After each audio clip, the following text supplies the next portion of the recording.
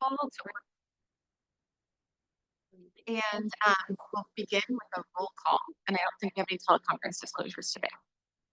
All right, good afternoon, SCTA RCPA Board of Directors. We'll start with Director Janice Kater-Thompson. Here. Director Chris Corsi. Here. Director Susan Hardy. Here. Director Gerard Giudice. Here. Director Disa Hinton. Here. Director Ariel Kelly. Here. Director Sandra Lowe. Here. Director David Rabbit had informed us he would be absent today. Director Rosa Reynosa. Present. Director Chris Rogers. Here. Vice Chair Melanie Bagby. Present. And Chair Linda Hopkins. Present. And we have a quorum and no teleconference disclosures. Thank you so much, Drew. So with that, we will move on to public comment on items not on the regular agenda, and I will hand it back to Drew to see if we have any pre-submitted comments. We did not receive any pre-submitted comments. I see one hand raised online. So let me just share my screen. I'll start with Eris Weaver. Eris, I've permitted you to speak. You may start when you unmute yourself. Hi, thank you. Y'all's sound quality is really bad. Everyone sounds underwater, particularly you, Drew, which is kind of a issue for us with hearing impairment. So if I don't know if you've got a speaker, I don't know what's going on, but sound is really, really bad. So folks should get closer to the mics and all of that. Are you taking comment on consent items during this period, or are you going to do a separate? We'll do separate for consent. This is on items not on the regular agenda. Okay. Is this better, Just, Eris? Is that sound quality slightly better? That is better. Okay. That is better. Okay, thank you. Just my usual ADA harangue about sound. Okay, thanks. Thank you for that heads up, Eris. We did get new mics for everyone here, so I think we're going to be testing the, echoing and all that. So sorry about that, Eris. Okay.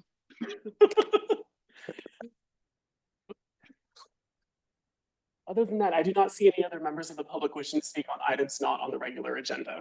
Great. Are there any members of the public present in person who wish to speak on items not on the agenda? No. Seeing none, we will go ahead and move on to the consent calendar, and we'll continue to try to troubleshoot our audio.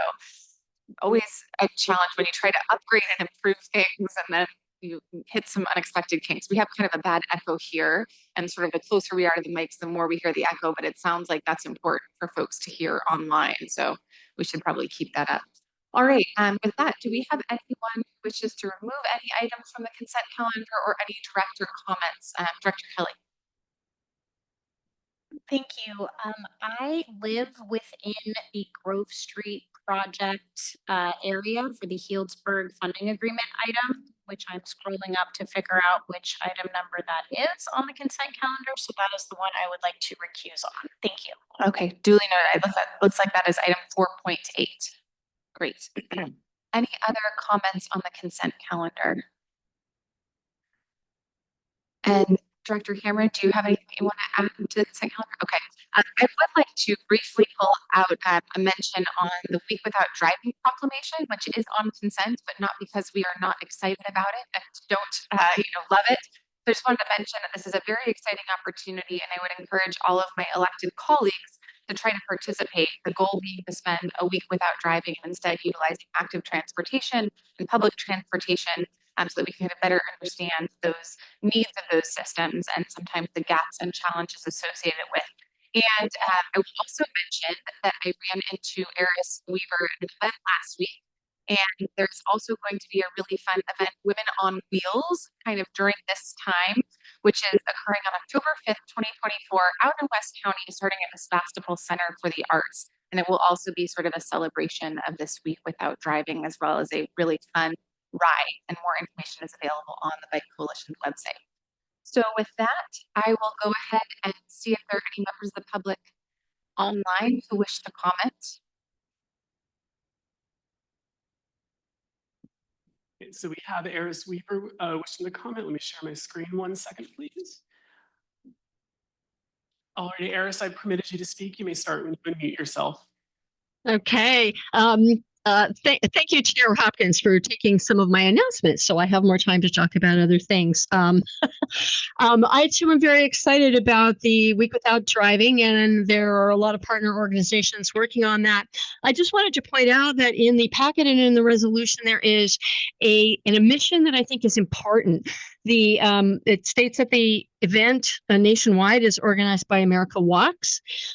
This nationwide event was originally started by Disability Rights Washington, and they ran this event for a couple of years. This is a community that is severely underrepresented in our decision-making spaces. And currently, this nationwide event is being run jointly by Disability Rights Washington and America Walks. So I just wanted to make sure that credit is given where credit is due for the folks from that community. And then I had another comment on 4.4, the list of all the different pieces of legislation that folks are watching and thinking about. And one of them that is of particular interest to me is SB 1216, which would forbid putting class 3 bike facilities, plopping down sharrows on streets that have a posted speed of more than 30 miles an hour, which is really important because that sharrow marking can be overused and used inappropriately in areas that the speeds are really too high for vehicles and cars to be sharing one lane. So that's one that we've had our eye on and encourage you to as well. I think that's it for now. Thank you. All right, thank you, Eris. I don't see any other members of the public wishing to speak on this item, Chair Hopkins, and I don't see any members of the public in the room. All right, just double checking. No one in the person would like to make comment on this. I'm looking at our one member of the public. We're good? Okay, all right. With that, I will go ahead and bring it back to the board. Director Reynosa. So I'd like to make a consent calendar, but I also have a comment regarding the Week Without Driving 4.6. I was also just in my mind brainstorming how can we support this, because I would love to do it, and I probably can do it this year, but working 9 to 5 kids. So it'd be really nice, maybe next year we can work on this, and I'd love to help, but just how do we promote it out to businesses and schools and just let them know, either work from home that week or give some leniency to running late. Let's figure this out and really work with all the local businesses to support this kind of idea and maybe be able to tweak schedules a little bit around public transportation. So I support. Thank you so much for that. And I do think that Safe Routes to Schools is a great, community to try to interface. And if there's a way that they can also promote this through their, monthly walk and roll days, that would be great. Any other comments? And one question on the motion, would you move it sort of as amended with the correction from Eris, or? Yeah. Okay, great. So we can incorporate that feedback from Eris. I do think it's important to give credit to the founding organization and acknowledge that accessibility is such a huge challenge and an often underrepresented part of our community. So motion to move with that amendment. Do we have a second? Second. All right. Thank you, Director Giudice. Any other final comments before we take a roll call vote? All right. Should we take a roll call vote because we have sort of one abstention on one item? So we'll do a roll call instead of a voice vote. So not doing 2 votes? Should I do 2? Okay, so why don't we sort of friendly amendment to your motion, if we could actually pull the Healdsburg item 4.8 and we'll take that as a separate vote, if that's okay. Okay, so nods from the maker of the motion and a seconder. So we'll take that first motion, and actually we can take that then as a voice vote, and we'll do the other one separately. Does that work, Corey? Yeah. Okay, great. All right, all in favor? Aye. Any opposed or any abstentions? Seeing none. So I'd be looking for a motion on 4.8. So moved. Second. Got you. All right, I heard the motion from Director Giudice, second from Director Bagby. We'll take this one as a roll call. All right, and so we'll start with Director Janice Cater-Thompson, Director Corsi, Yes. Director Harvey, Director Giudice, Yes. Director Hinton, Yes. Director Kelly, abstention, yep. Director Lowe, Director Reynosa, Aye. Director Rogers, Aye. Vice Chair Bagby, and Chair Hopkins. Yes. And that motion carries. So with that, we'll go to our first regular calendar item, which is projects, the cooperative agreement with Caltrans for US 101 North landscaping final design. Oh, wait, sorry, was that? Yes. So that's consent. Okay, that's consent. Sorry, I flipped my Page. page. It was just happened to be below the other ones. All right. So that is actually comprehensive transportation plan update. I'll try that again. And Chris is presenting this one. It's probably just because I'm being driven crazy by the sound of my voice, which is happening twice in my brain right now. Yeah, hopefully mine is not hopping around too much either. But good afternoon, Director Hopkins and Director. So Chris Barney, Director of Planning at SCTA. So I'm happy to be here today to talk to you a little bit about the Comprehensive Transportation Plan and our plan to update that. So we update the plan every 4 to 5 years to make sure it's still current and useful. It includes current project priorities. This time around, we're looking at doing a limited technical update, really focusing in on changing or considering changing conditions, refreshing our outreach and engagement, and updating the project list. So I'm going to walk through what the CTP is, why we're updating it now, but what we'll be working on as part of this update, and then covering the schedule as well. All right, so the CTP, there are 3 major components of the Comprehensive Transportation Plan. First, it really provides a vision for transportation in Sonoma County, outlining goals and what we'd like to work towards in the future. It's also a reference document, including a lot of information on current transportation trends, demographics, statistics, and also maps, data, and tables that we use in a lot of our other planning work and that are used in other planning activities around the county. And then finally, it's a guiding document for transportation funding and long-term planning. And there are a couple pieces to that. The CTP feeds projects and information into the regional transportation plan to guide regional transportation funding. And second, it meets a requirement for SCTA to have an updated policy and planning document to guide our own transportation programming and funding. So we've been working on preparing CTPs for a number of years, since 2001, so almost 25 years now. We've prepared 5 CTPs in total. Last was actually adopted in 2021. So we've been doing this for quite a long time. We've learned as we've gone along through these 5 update cycles, and we really want to take what we've learned as part of that and build on what we've done in the past. So we're updating the plan now. Number 1, to consider current trends and project needs. The last time we updated this was in 2021, which was in the height of the pandemic.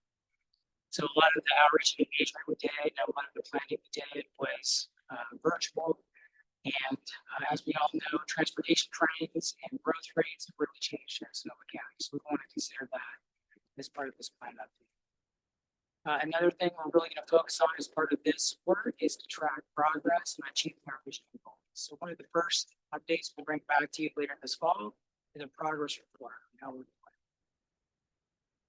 doing. The funding environment is also changing.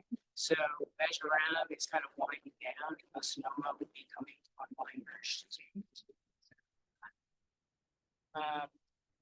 So one other thing we're working on is a near-term implementation plan looking at the next 10 years as well. So it's nice to look out to 2050. That's the planning horizon for the plan.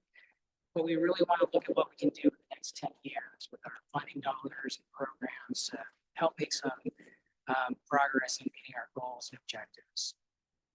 MTC is also going to be updating their next regional transportation plan in 2026. So it's hard to believe that as soon as they wind down with the current plan area 2050, they're going to be starting a new one. So we're updating our plan to feed into that. And the next regional plan is pretty significant because it includes a new regional housing needs assessment cycle. So we want to make sure that we're getting lots of good information into the plan for projects. So just a little bit closer to the mic. Yeah, I'm going to try to move this over.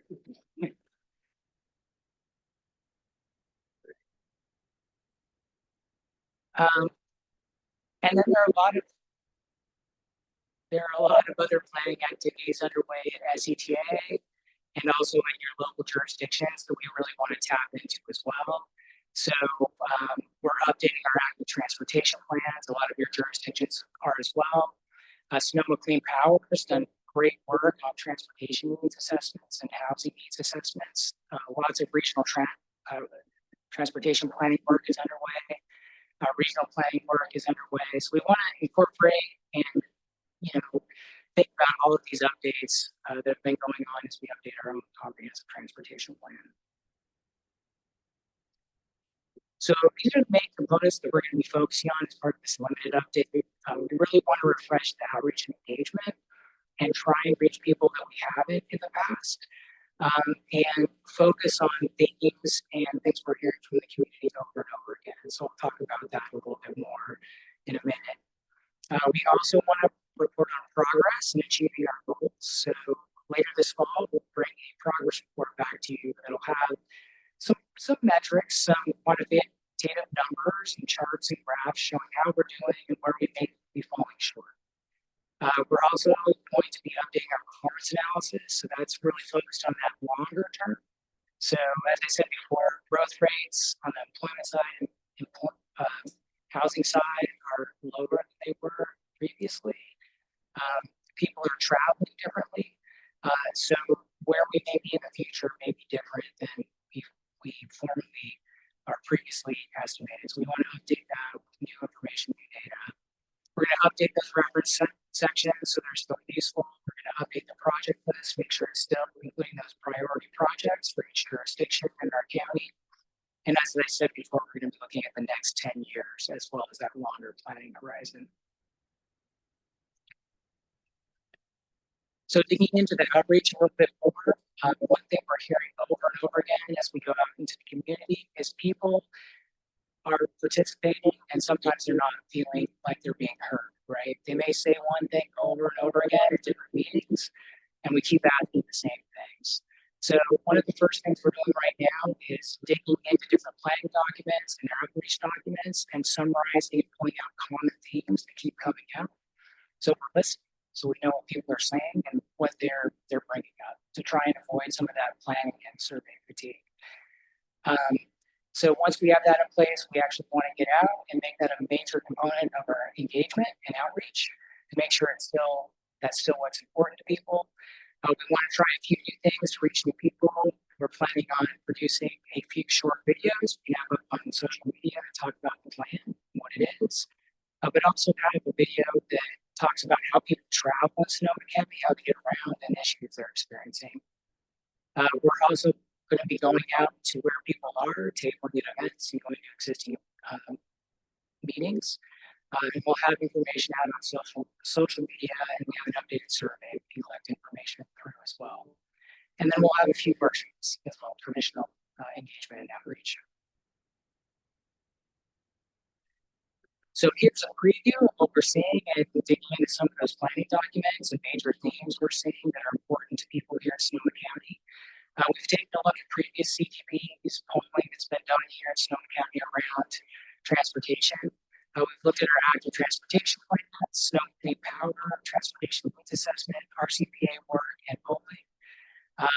And you can see some of the words here in the work about. So this is we're very looking at the types of things we're seeing over and over again. Safety and maintenance are both very important. Time and cost, walking, biking, and having better transit. So those are all things that keep coming up over and over again. So here's a link to the updated survey. We have a QR code and a link. This is available in the agenda packet and will be available on the landing page for the CDP on the SCTA website. So it's live now. We developed this building on our previous CDP survey so we can track changes over time. So we've actually updated the survey to consider current conditions and some of those major themes, but there are a lot of similarities with the previous survey, so we can see how important topics are changing over time. Here's a look at the goals, visions and goals of the CDP. So the CDP is really focused on creating better connection between people and places and ensuring that our transportation system is zero emission. So those are the two main components of the vision of our plan. All the goals are all focused on certain sub aspects of getting there, right? Like connecting people with where they want to go, making the transportation system more reliable, making sure it's safe and well maintained, community oriented and place based, and then there's zero emissions travel opportunities available. So here's a look at some of the performance measures that we've identified in the past. So you'll see more about this as we bring that progress report to you later this fall. So I'm not going to dig into all these metrics, but it's included in the slide deck if you want to take a look at that later on. But you can see the different goals and how these different metrics relate to those in this chart.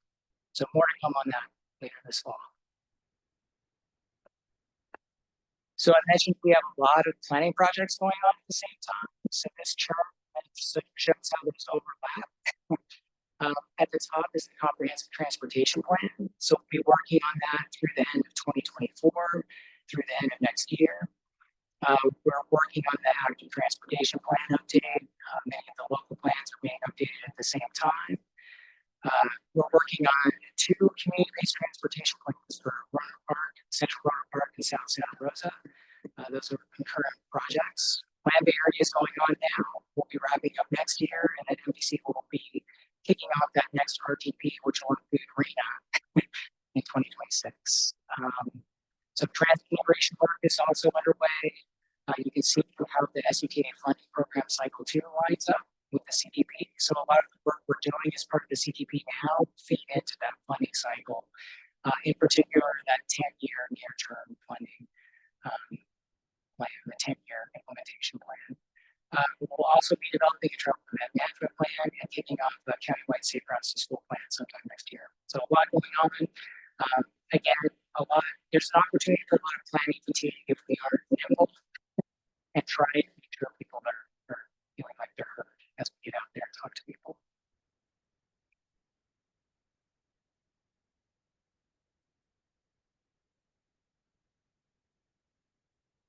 Am I pointing the right direction there? Wrong button. Okay.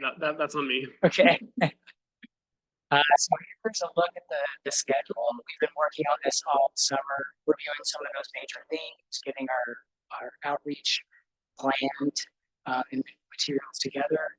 So the online survey is live right now. So we'll start promoting that more and more this fall. And we'll be having flyers, QR code as we go out in the community. And we'll publicize that through all of our meetings and newsletters and websites. We'll be throughout the next fall, through next summer, we'll be out in the community at some of these events, tabling and gathering comments, having a few workshops this fall and next year, and then rolling out the draft plan late next summer, early fall, taking comments on that and coming back with a final draft by the end of 2025. So it's a pretty short time span. So that's why we're working on a limited update right now. Looking to the vision and goals, as I mentioned, we'll be coming back with a progress report later this fall. So Adam on our team's working on that right now. So excited to see the results of that. We're also working on updating the data that will feed into that longer term technical analysis, including a performance assessment, looking at projects as a whole throughout the county, and also looking at policies, how this may help us achieve our goals. So looking specifically at projects, we're working with local jurisdictions right now to update existing projects in the project list in the CDP to make sure that information is current and that those projects are still a priority, or if they've been completed, we'll take them off the list. They don't need to be there anymore.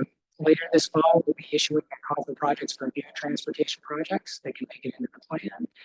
And then all of that work will feed into the SCTA funding program cycle 2 for projects next summer. So David and his team will have more information on that later this year. And then that work will feed into that near-term 10-year implementation plan.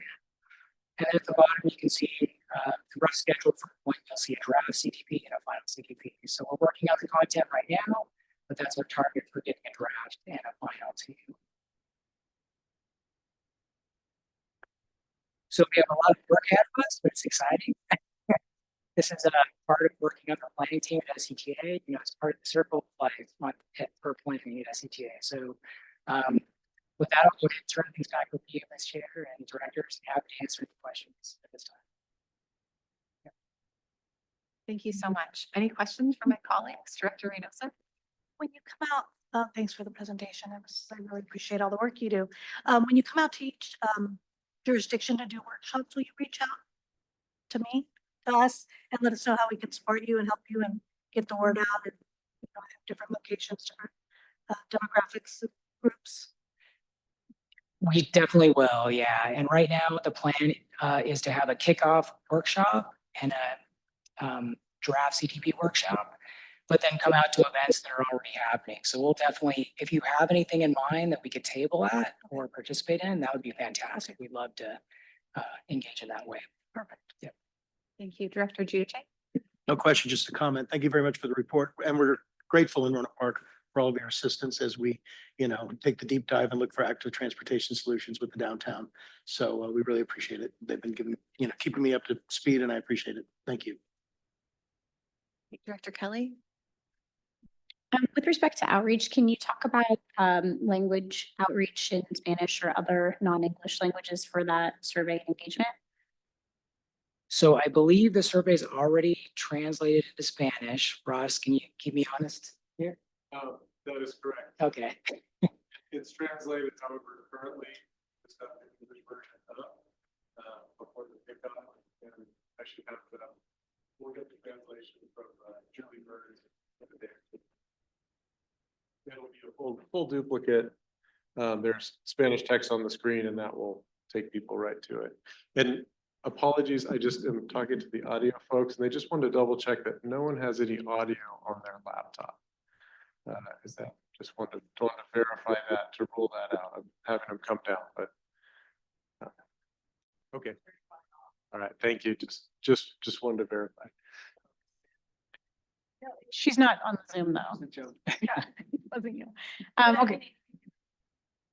Can I ask a follow-up? Yeah. Are we doing any transit oriented specific outreach? So for example, like putting QR code ads on buses when people are sitting there already riding transit, asking them to participate in the survey, or QR codes on electric vehicle chargers that maybe cities or the county operates, so that if someone goes to plug in their EV with their captive audience, I guess same thing with people at gas stations. If we're asking them questions about what's preventing you from becoming an EV driver, we could ask people while they're filling up with gas.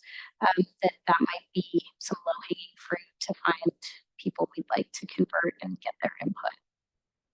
Yeah, that's great. We haven't planned on it yet, but I'll add that to our list and see if we can work something like that in.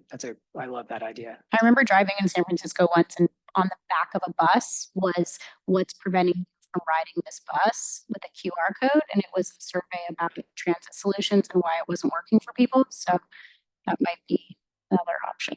Thank you. Great suggestions. Director Corsi? Thank you. How long is the survey going to be open? And can you send us all a link and when the Spanish one comes out as well? Yeah. So the QR code in the packet is live right now, and the link should be live as well, but we can send it out separately, definitely. We're planning on having it run through next summer and just collecting information that entire time and then summarizing as part of the draft CTP. So we'll have some excerpts in the body of the plan talking about what we learned from the engagement, but we'll have a whole separate appendix that provides more detail on the survey results. Great. And if you send me a link, it'll help me remember to get it out on our channels. Thank you. Other questions, Director Bagby? Yes, have you approached SMART as well as being a place where the QR code can be posted in for some co-marketing? We haven't, but we will. Yeah, thank you. Great. Any other questions or comments from my colleagues? One question that I had, well, actually, I guess two. So we worked really hard to sort of share a QR code for the active transportation sort of survey. And so I just want to confirm that that information will also sort of be considered as part of the data set for the CTP. The ATP survey specifically? Yeah. Mm-hmm. We have reviewed that as part of our major themes, so it's worked in there, Great. definitely. Perfect. Just want to make sure because we tried really hard and we're happy to do this one, but I do feel like at some point, especially since it's political season right now, folks might get a little surveyed out. So we will do our best to share that information. And then the other thing that you mentioned briefly was like potential policy recommendations. I was just kind of curious to learn a little bit more about that. Are you thinking of sort of ways of prioritizing funding for SCTA, or would it also sort of go beyond in terms of partnering with our local jurisdictions and suggesting, policies that they might adopt as well? So in past CDPs, we've included both. So things that we can do, but things we can advocate for as well. Wonderful, great. With that, I would see if any members of the public wish to comment. Drew, anyone online who wants to reach into our goldfish bowl here that we're of sound? While this mic turns on, I currently do not see any members of the public on Zoom who wish to speak. No members of the public on Zoom. All right, no raised hands on Zoom. Would anyone wish to comment in person? And I do see a member of the public who wishes to comment. Yeah, I just want to commend the staff for moving in this direction. It's a huge effort and going to take a lot of time, but I'm glad to see it going and all the support it's getting here. Thank you. Thank you so much, Steve, and appreciate you being here. It's always good to see you here in person. With that, any final comments from my colleagues? This is just a report, so there's no action item required. Thank you so much for the excellent work. And it sounds like we all have our homework, which is to try to distribute this survey far and wide, and look forward to seeing that Spanish version up online soon. With that, we'll be moving on to our Sonoma Clean Power Needs Assessment presentation. And so I think Tanya is going to introduce Brand. Good afternoon, Chair Hopkins and directors. I'm here to do a brief introduction to this item. As I'm sure many, if not most of you know, Sonoma Clean Power recently completed 3 needs assessments as a way to better understand their customer needs and make sure that they're able to integrate equity into everything that they do. And because we work so closely with Sonoma Clean Power and really want to continue partnering closely, integrating their information into ours, we thought it would be great to invite Sonoma Clean Power to give you updates on 2 of the 3 needs assessments here today. So the transportation and the residential and commercial needs assessments. And if there's interest from the board, we can schedule a follow-up presentation on the 3rd assessment, which is the agricultural needs assessment. So with that, I'd like to introduce Brant Arthur and Carolyn Glanton, who will be sharing the presentation. And I also would like to note that they are former staff members from RCPA. So we're really happy to have them back here with us today. So I'll turn it over to them. Thank you, Tanya. Good afternoon, Chair Hopkins, Vice Chair Bagby, and directors. It's wonderful to be back here almost 5 years later. I am the Program Operations Manager for Sonoma Clean Power, Carolyn Glanton, and I'm really excited to share the results of the needs assessments with you today. Sonoma Clean Power is a public agency that serves Sonoma and Mendocino counties with clean energy sources such as geothermal, wind, and solar. And specifically as a not-for-profit agency with no shareholders, we are able to keep the dollars local and reinvest into local organizations, education, rate stability, building our reserves, and as well as our customer offerings.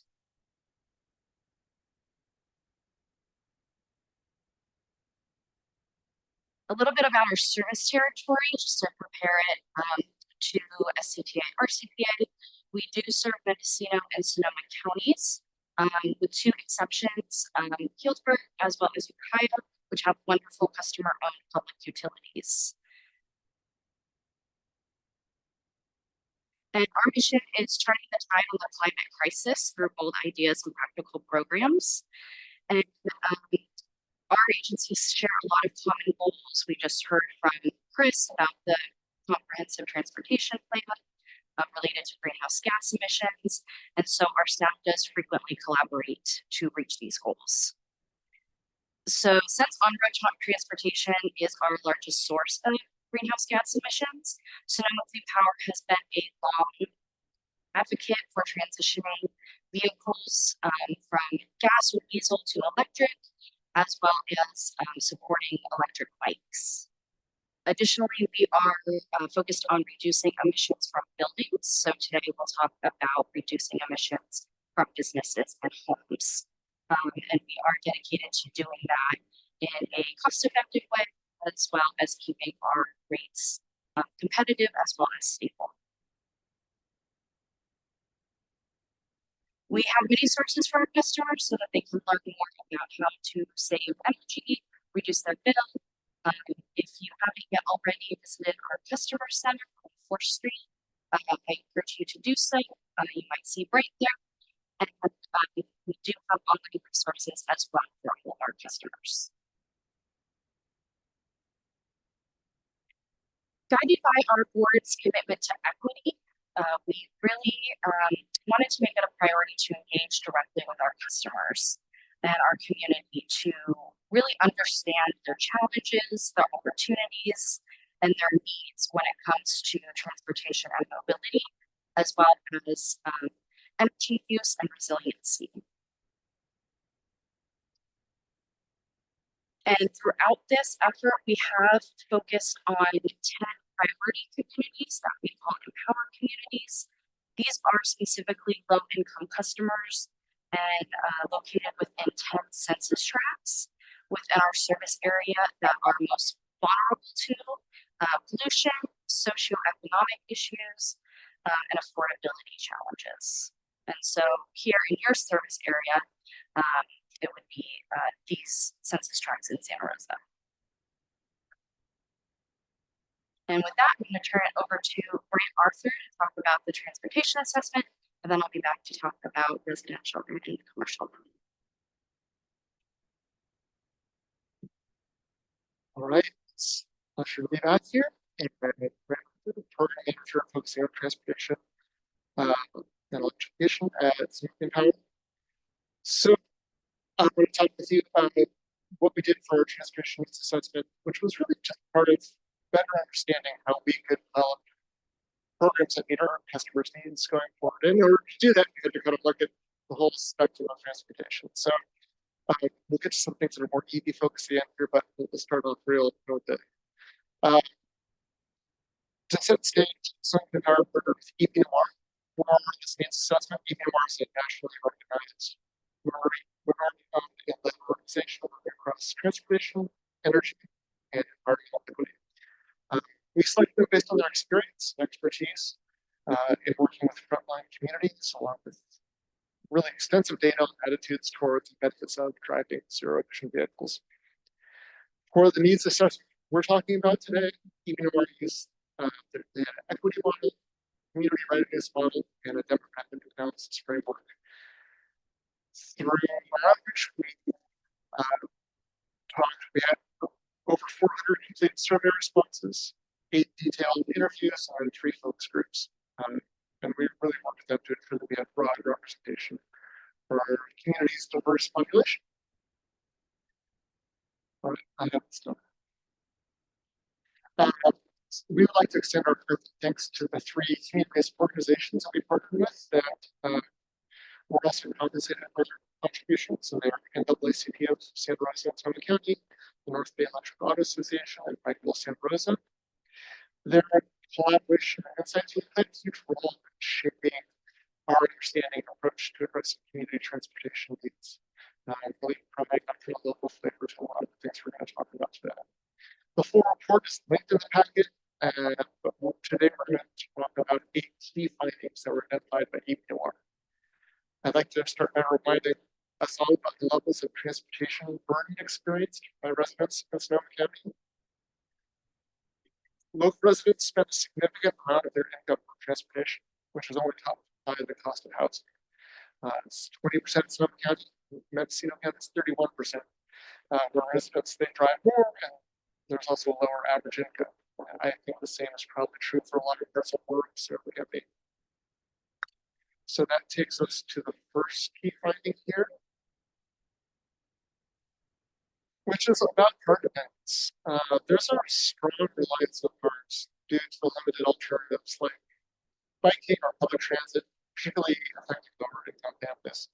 You can see here that we found in our surveyed that 98% of residents use a car on a weekly basis to meet their needs, and 94% rely on a car as their primary transportation mode. We found that short trips under 5 miles, which we all know are ideal for sustainable travel, continue to be made by cars due to inadequate infrastructure, and that this hits lower income families the hardest. You might notice that extremely low income participants and high income participants use personal vehicles at the lowest rates. And this highlights the urgent need for improved infrastructure to support alternative transportation modes. Number 2. This looked at alternative modes of transportation, and we were trying to understand what other modes of transportation were used by residents.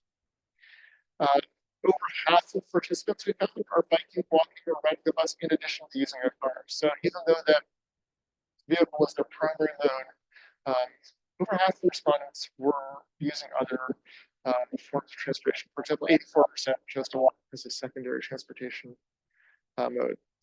One of the community partners that we work at wanted to point out as well that even though some distances might seem walkable, when you talk about it, it might not be the case just because of safety and other geographical issues. Moving on, this finding number 3 was that Hispanic communities use more and very diversified alternative transportation modes compared to non-Hispanic communities. We found that both Hispanic and non-Hispanic groups meet most of their transportation needs with a car. But Hispanic communities are more likely to use a secondary mode, such as biking or carpooling. The survey data showed that this is true across income levels, meaning that's not just an economic factor. And understanding these patterns is really crucial for designing, at least for us, programs that really cater to diverse needs of the community.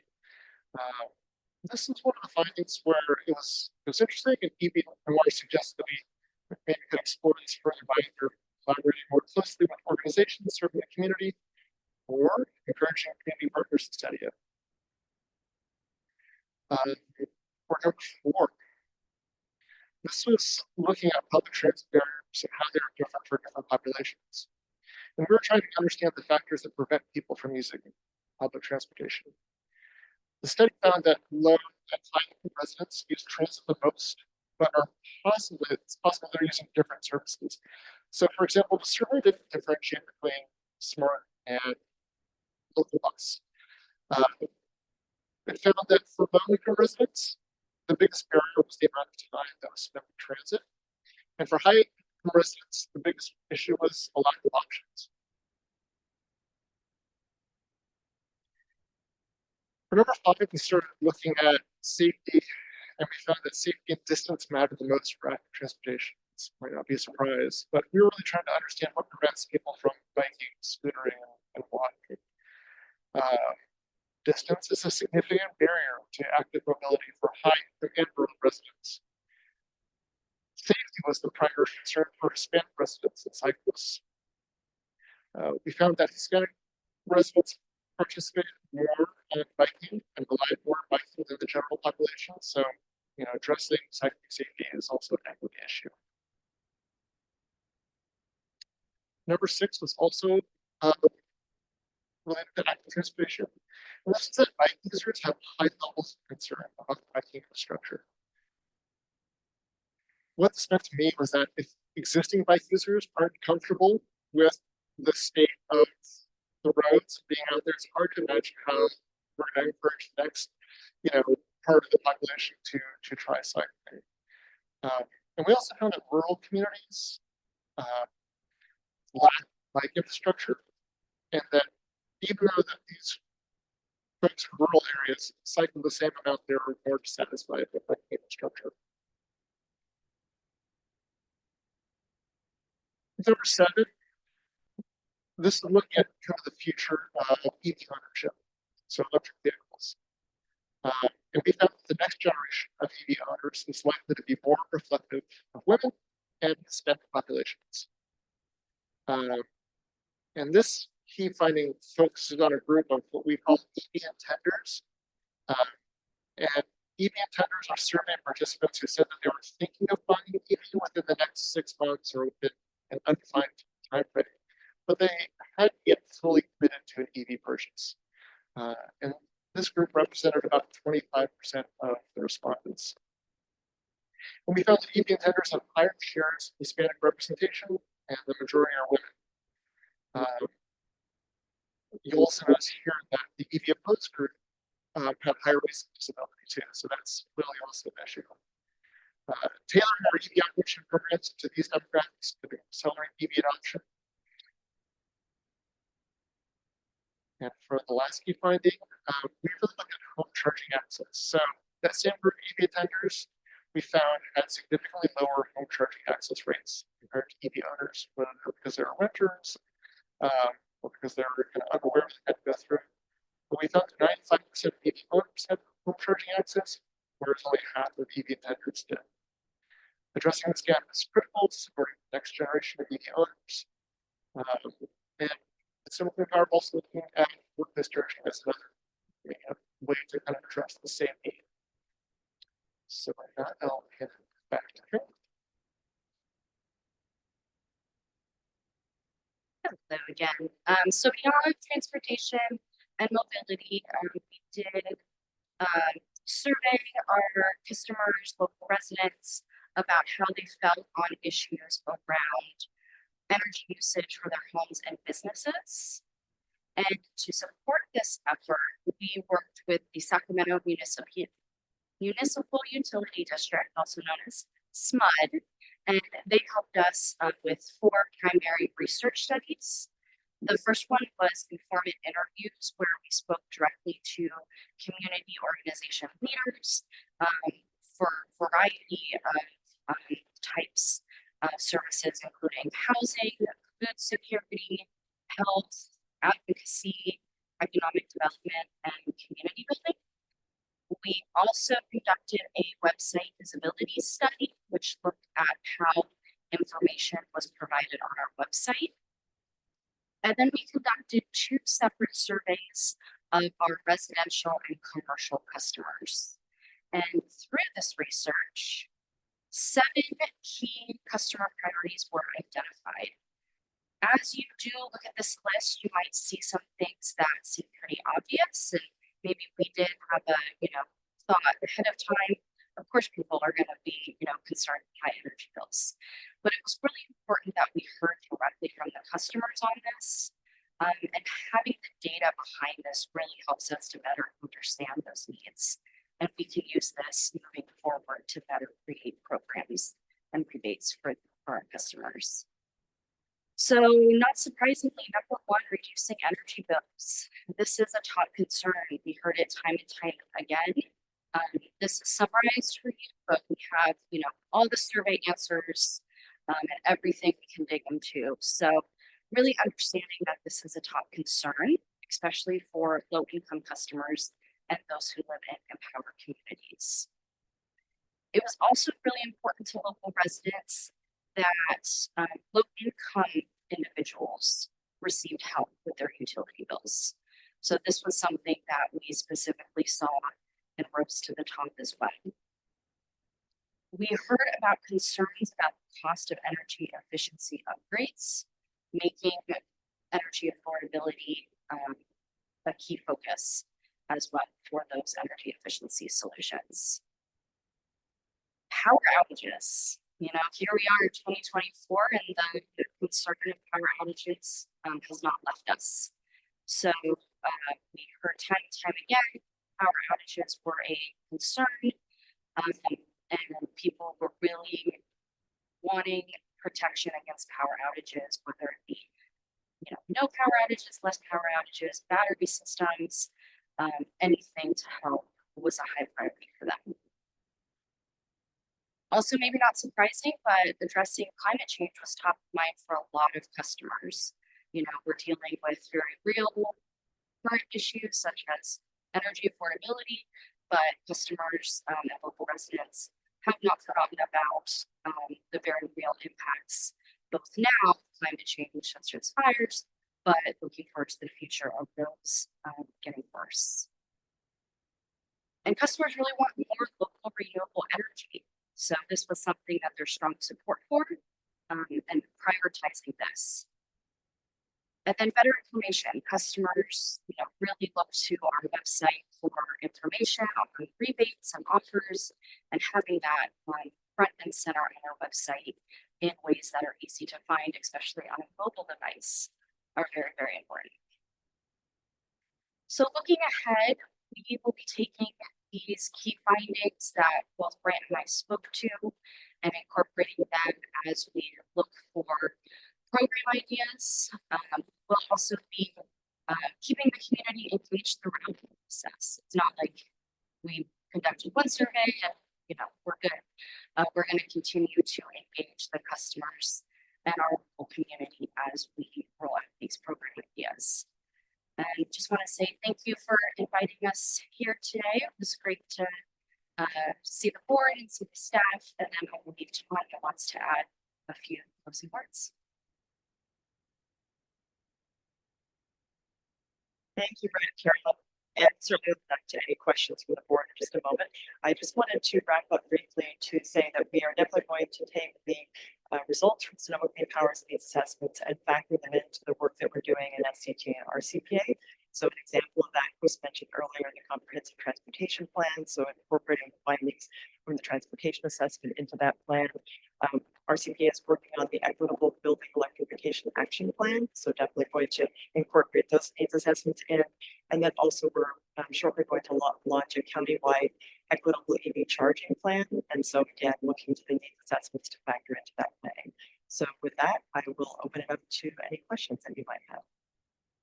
Thank you so much, Tanya, and thank you, Carolyn and Brant, for the presentations. I haven't missed you because I get to enjoy your work at Sonoma Clean Power, but I think that we as a board collectively have missed you, and it must feel a little bit like deja vu to be back in here. But thank you so much for coming and making the presentation. Director Rogers? Yeah, first of all, I want to echo that as well. Brant, I had a quick question. Can you clarify, did I hear you right where you said that 20% of incomes in Sonoma County and 31% of incomes in Mendocino County go towards transportation? Yes, yeah, and so that's coming from, I believe, survey, like census data. Okay, yeah, I was curious about the methodology behind that, if that was asking people to ballpark it or because 31%, I know that transportation costs are high, 31% seemed really high for Mendocino County. Yeah. Why? Wait, do they? Yeah, I think you can look at the H+T index. So it's the housing plus transportation index. Okay, thank you. I noted that as well. Director Kelly? Thank you for the presentation. And as the rep from Healdsburg, it's great to learn about what you're doing because we unfortunately do not get to be a part of it. But thanks for the shout out about our publicly owned utility. My question was about the census tract data and just the way that it's depicted. I really appreciate this report. I think you guys are doing incredible work for the census tracts that you guys are focusing on, especially those in Santa Rosa. It would be great to see that depicted in a map format just because there's some lingo that other folks outside of Santa Rosa might not be aware of, but it's really helpful to know, especially when we're looking at some of the projects that come before us or different components, how those areas are connected to some of the work that we're doing. And we also can kind of think about how we're prioritizing transportation and infrastructure projects. Thanks. Definitely, thanks. Do you want to respond at all to that or no? Anything you want to share? I would just say thank you for that comment, and we'll definitely take that into consideration. Yeah. Great. Director Harvey? Yeah. Thank you so much for the presentation. I think that this collaboration is really important as we looked at the future funding for RCPA. I think that this is just a great example of using work that's out there and having folks work together. And I think these are the kind of examples that as we look to the future for more funding, that we can share these to the community so that we can get support. Thank you, Director Harvey. Director Kater Thompson? Thank you. As far as disabilities, can you explain that a little bit with EVs? Yeah, so and when we were just looking at, this is coming from the survey data, and I'm happy to break that out and share that with the team, but we did breakout responses based on people who, you know, were kind of categorize themselves within that disability group. So I'm happy to clarify that a little bit more with the team through the data. We could break out stuff and see that. That would be great. Thank you. So we'll get a follow-up on that one. Any other questions, Director Corsi? Not a question, but a comment. You mentioned that bike users have high concerns about infrastructure, or the lack of infrastructure for bikes. And that's certainly a problem, but I think that a bigger problem is the concern about drivers and how they treat non-drivers using the streets and roads of our city and county. I support infrastructure improvements for sure, but I think that, you know, the need and the cost of those improvements is so wide and so high that it's going to take a while before we have a perfect infrastructure system. We already have a pretty good infrastructure system that's called pavement for bicycles. I'd like to see more effort to educate everybody who uses our roads how to make sure that they're safe for everybody who's on them. I just want to say ditto on that one. We actually had a similar conversation at the executive committee that involved a lot more swear words than you just used. And yes, people, there's road rage is real. And I would also just add that it's not just bikers, it's also pedestrians. Pedestrians have a right to actually walk on the road if there is no sidewalk. And yet you would think that we were personally injuring every single vehicle that we walk by as they, you know, race past at 40 miles an hour on 25-mile-an-hour, you know, road. So thank you for sharing that comment, Director Worthy. Director Peter Thompson. Yeah, I just want to share through observation. It seems like pickup trucks are getting higher and the tires are getting wider. And I'm looking at Chris Rogers and what we can do with that at the state level, because it is definitely a hazard. So are we looking into that at all? I'm not asking you, but I just think it's really just through observation in Petaluma. I mean, the tires are the same width on the outside that what the tire is. And I have some pretty vicious photos of these trucks that are, you know, jacked up in the front. You cannot see pedestrians if they're even walking across, just in cities. And I'm just throwing that out there because it's a real problem. And it's getting worse. Yes, and I believe at the national level, there's work underway to look at standards around cars and tires and all of that, but at the state level too. I just want to add and say that those trucks are never actually used as pickup trucks. Also, like you know, it's pretty amazing. Definitely has become a status symbol for sure. And fun story. Once my little Toyota Tacoma pulled one of those out of the mud. they're not necessarily the most effective as actual truck vehicles. Any other comments, Director Reynosa? Well, just on that same kind of note, you know, I was looking at the data for the Hispanic families using more modes of transportation, and yeah, that's great, but you go to their homes and they still have a ton of cars. I have many family members that are the same. They just can't let go of their vehicles. So even if they do so we just have to take all that into account, the culture, the vehicles. It's all, you know, even if we have a lot of wealthy people taking smart, they still have their nice luxury vehicle at home for the weekend getaways or whatever sports event. So, you know, as we look at all of this and see these data, kind of take that into account, because in my opinion, people are not buying gas vehicles also. So thank you. Thank you, Director Reynosa. Director Rogers. Yeah. And also, it's not just wealthy people taking smart, it's also a ton of kids. Ton of kids. One of the things that I'd suggest also, because I'd be really curious to see their thoughts, is you do have a transit operator group, whether it's Sonoma County Transit, Santa Rosa City Bus, or Petaluma Transit Smart. I'd be interested to see sort of their response to some of the recommendations that are in here as well. Not just based on users or people that are being asked, but the people who actually implement as well. That might be an area to fluff this up with a little bit more useful information. Thank you. Any feedback on that one? Okay. Duly noted. Yeah. All right, wonderful. Director Mackey.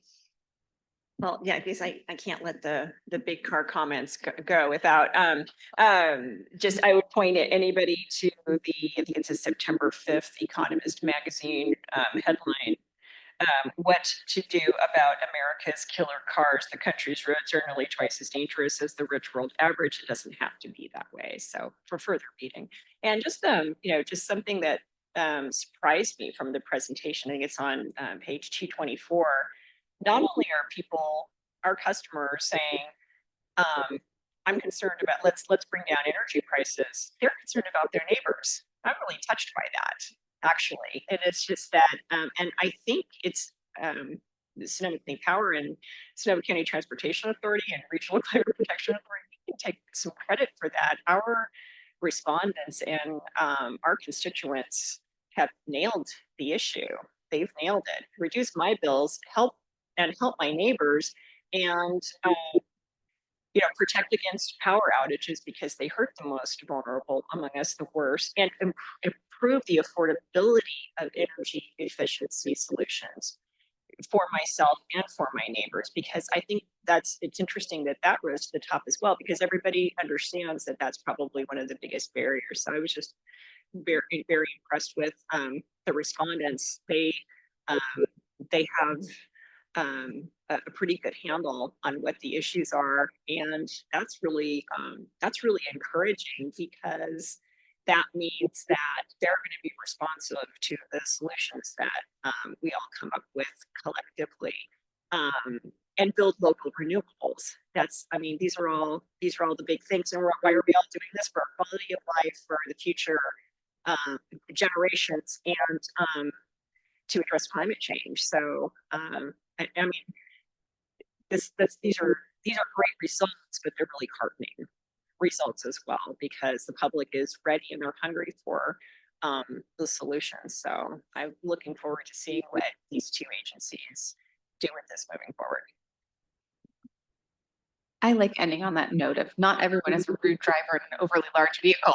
So, and I will note, actually, as a food pedestrian, that it is most often pickup trucks that actually stop and let us cross the road on a rural road, but not those kinds of pickup trucks, but real pickup trucks. With that, I would ask if any members of the public wish to comment on this item. Drew, do we have anyone online? Yes, we do have a member of the public online who wishes to speak. We have Tom Conlon. Tom, I have permitted you to speak. You may start when you unmute yourself. Thank you. I appreciate this opportunity. Fascinating results. And I just had one small comment. I noticed that you reference in the Empower Community slide, I think it's 210 of the 294 page packet, identifying 10 different census tracts that are most vulnerable and impacted by pollution, socioeconomic issues. And I know that this is the broader region, including Mendocino County, hence the focus on so many communities north of where the population centers are. But I was curious if when you say you're going to be prioritizing focus in these communities, if you're also considering some of the census tract level issues that we see, particularly in the Springs. And also if you have taken into consideration MTC's recent reorganization of equity priority communities based on the demographic trends in, for example, in Sonoma County, where we're seeing gentrification is really squeezing out some of the folks who previously lived in these tracts. And in fact, the tracts are no longer, some of the tracts in the Sonoma County are no longer qualifying because those housing units are being occupied by wealthier families. Thank you. All right, thank you, Tom. Next we have is Joanne Parker. Joanne, I've permitted you to speak. You may start when you unmute yourself. Hi, can you hear me? Yes. Okay, great, thanks. Hi, this is Joanne Parker. I'm Grants and Legislative Affairs Manager with the Smart District. I just wanted to let you all know that we have recently received the results from the MTC-funded and conducted onboard passenger survey on SMART. That they went on board and interviewed a handful of days between September of 2023 and February of 2024. And we haven't had time to completely thoroughly vet the information. We just received it, but we did take a look at the income levels, and it appears that 32% of respondents earn less than $60,000 a year, and 54% earn less than $100,000 a year of those that were surveyed on board our train. And that was when our ridership was lower, ending in February, mind you. Starting in about April, particularly with the free rides for youth and seniors, our ridership's gone up substantially. Our average weekday ridership's in the low to mid 3,000s now. So I think that the findings of that survey are probably hold true more today even than when it was conducted just 6 months ago. But I wanted to let y'all know that, and we'll be working on getting the data more processed and out through our board. All right, thank you, Joanne. I don't see any other members of the public wishing to speak online. Does anyone wish to speak in person? And Chair Hopkins, that will conclude public comment. And I will bring it back to the board. I want to thank Tom for making that comment, because we have had a lot of conversations, including at Sonoma Clean Power, about that challenge. And we're actually trying to appeal the fact that the Lower Russian River was undesignated as a priority equity community. And so partly because of, honestly, the board supervisor's inability to regulate vacation rentals and sort of the pandemic, where a lot of folks kind of bought second homes, but now we're actually seeing that trend reverse. So it seemed like it was sort of a temporary spike. I don't know if there's any further clarity or grant that you want to share about that. Thank you. Yeah, great context. I would also thank Tom for his comments. And the methodology was done earlier this year. However, it's not meant to be, it was just the best methodology we could come up with at the time. Of course, it does not tell the whole story. We did hear at the board that the sub-census zones, are important. And so we did hear that. As the Empower Community list will be guiding our efforts, it is not set in stone. We, of course, will be listening to all communities that we have throughout our service area. So I would just thank you for that, and as well as the updated information from MTC. Thank you so much. Yeah, and that was great to hear from Joanne about the preliminary results of the survey. Very interesting information.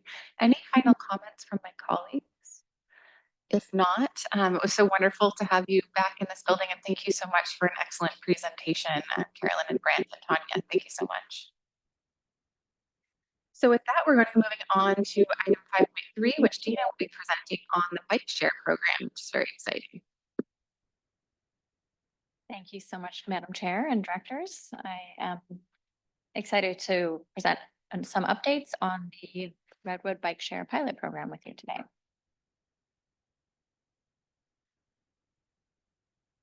All right, so I'm just going to give a little recap of the background of the program and the grant, talk a bit about where we are in site planning, and an overview of the system and kind of where we are and what we need to get to launch.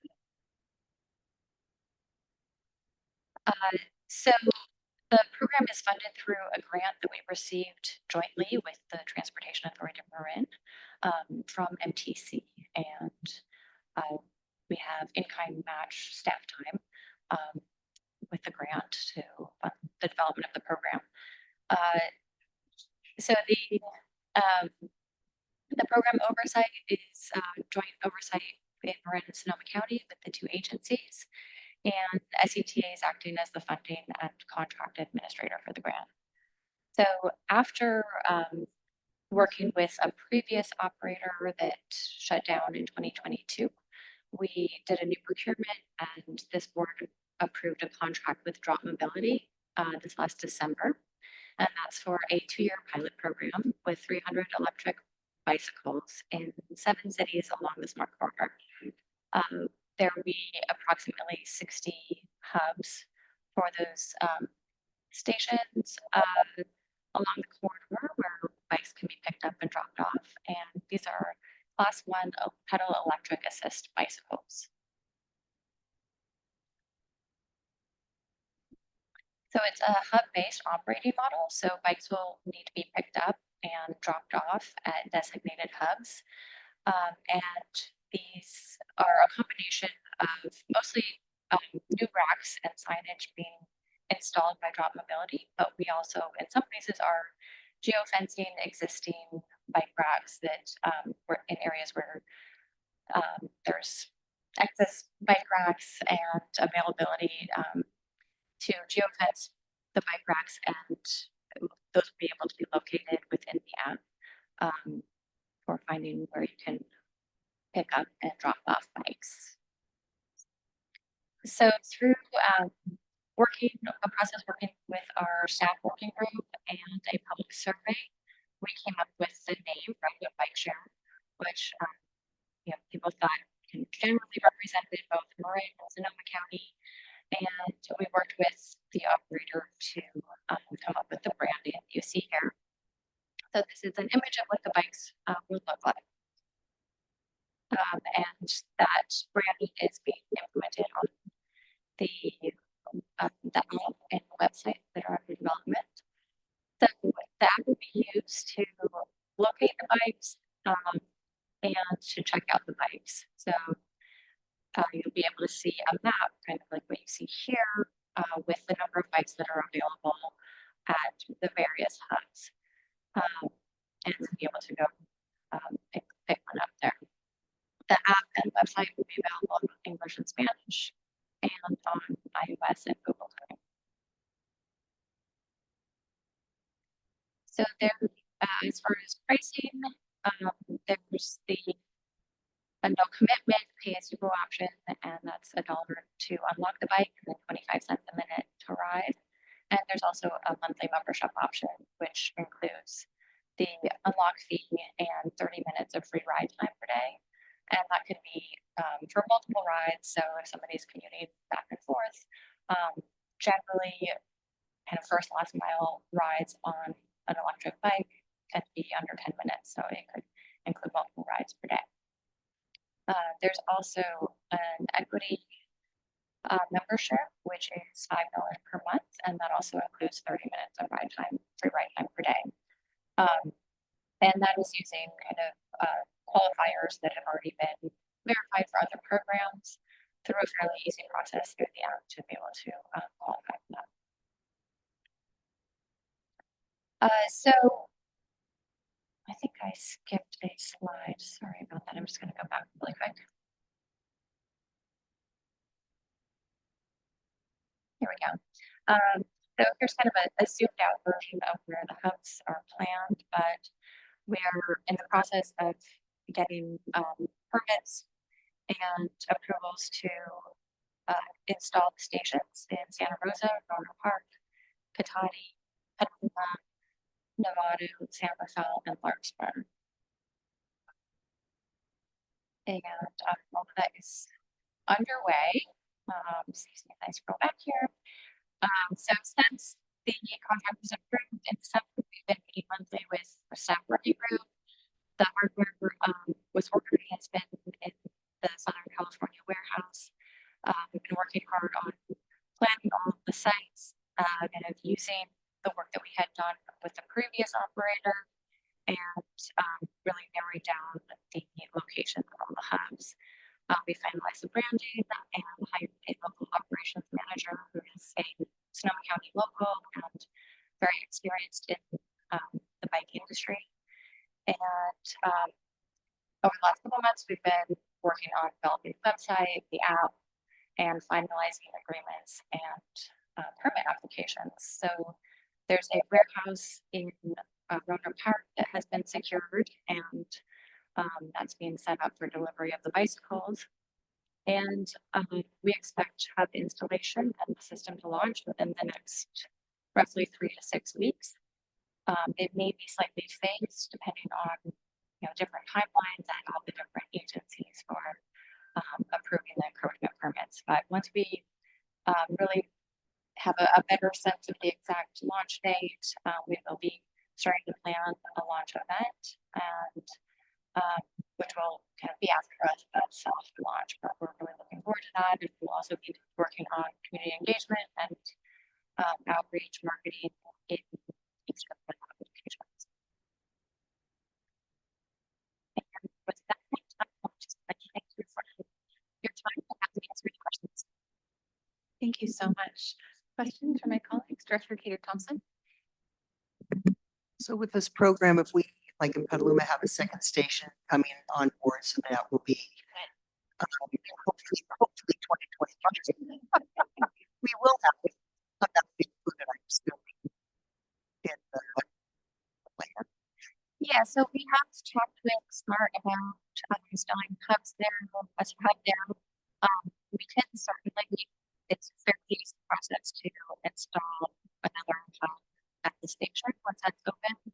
Adding more buttons would cost more money than we have in the grant, but we, and that's something that we will be looking for soon after launch. Is kind of how do we expand, how do we fund that? We may be able to upgrade that other station, that additional station, with the same number of buttons. So we're going to see how it all plays out once people start using the system. Okay, just want to plug Santa Rosa Junior College is off the Corona station. Yeah. So that's something we're talking about. How do we get students to the school? Yeah, and we actually do have a hub planned at the Sonoma campus of the junior college. Yeah. So that should be up and running with the kind of initial. Right. I was at those meetings, so I was aware of that, but now for bikes to be included, because that was kind of discussed at the meeting, but not really, because we didn't have this program. Thanks. Thank you, Director Juche. We'd love to see program days, and I mean, we can't tell what the new city program did not that they had opportunity. It's even expand beyond that.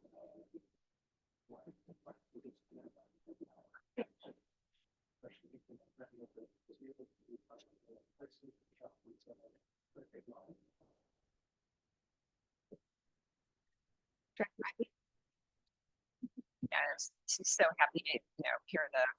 I think we're so enthusiastic about this, and I know that this is a pilot project. That one of the constituent letters that we received at Smart was from a dad who has a kid at SRJC with special needs, and he's actually because of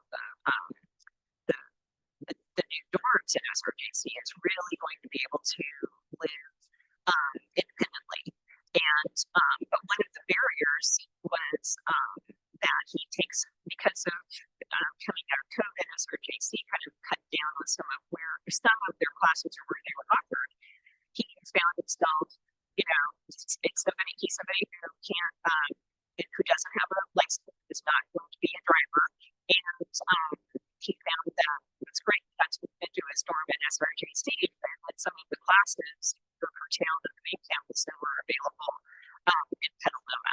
And so they faced the public transportation difficulty of figuring out, well, how do I get from Santa Rosa campus to the Petaluma campus for that class and get home? And they found it to be a real struggle. And so this last mile solution for both of those campuses is absolutely essential. I think that, folks in my city who are,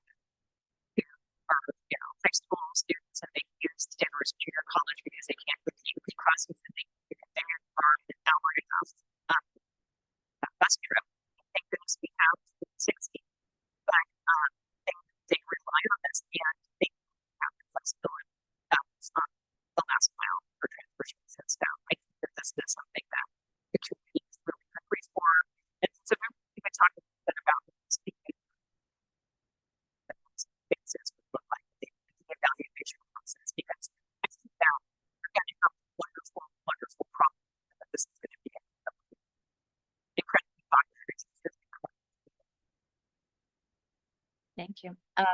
Yeah, so in terms of the evaluation process, this is something that we'll have, the company will provide a dashboard that staff will be able to review that shows the number of riders, the patterns of usage. I think a lot of it will tell us a lot early on where people want to be going. And if we've done, we've done the best we can to figure out where the hubs are located, but the usage will really show us a lot more. And yeah, I think that, generally just seeing the bikes being used regularly is going to be an indication of success here. Thank you. Just add one thing. Sure. I just wanted to say we've been hearing an update on this, but and just hoping just like the contracting and they're disappearing.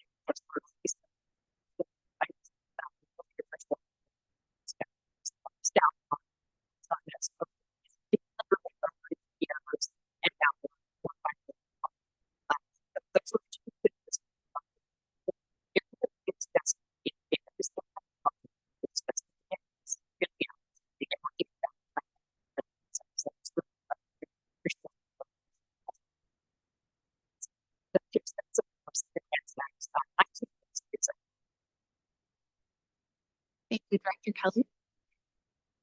Speaking for implementing e-bike pilot program back funded via SCTA with the quick strike grant program back in 2020, and we've had kind of mixed success with it. But my goal obviously would be that our e-bike share and this e-bike share could be integrated in the future. Ours is through Bird, and we've had a lot of pushback from folks in the community who were very frustrated that bikes were found scattered about, which they just hop on a bike and use it, but would be scattered. But I think there are definitely benefits for things with the program.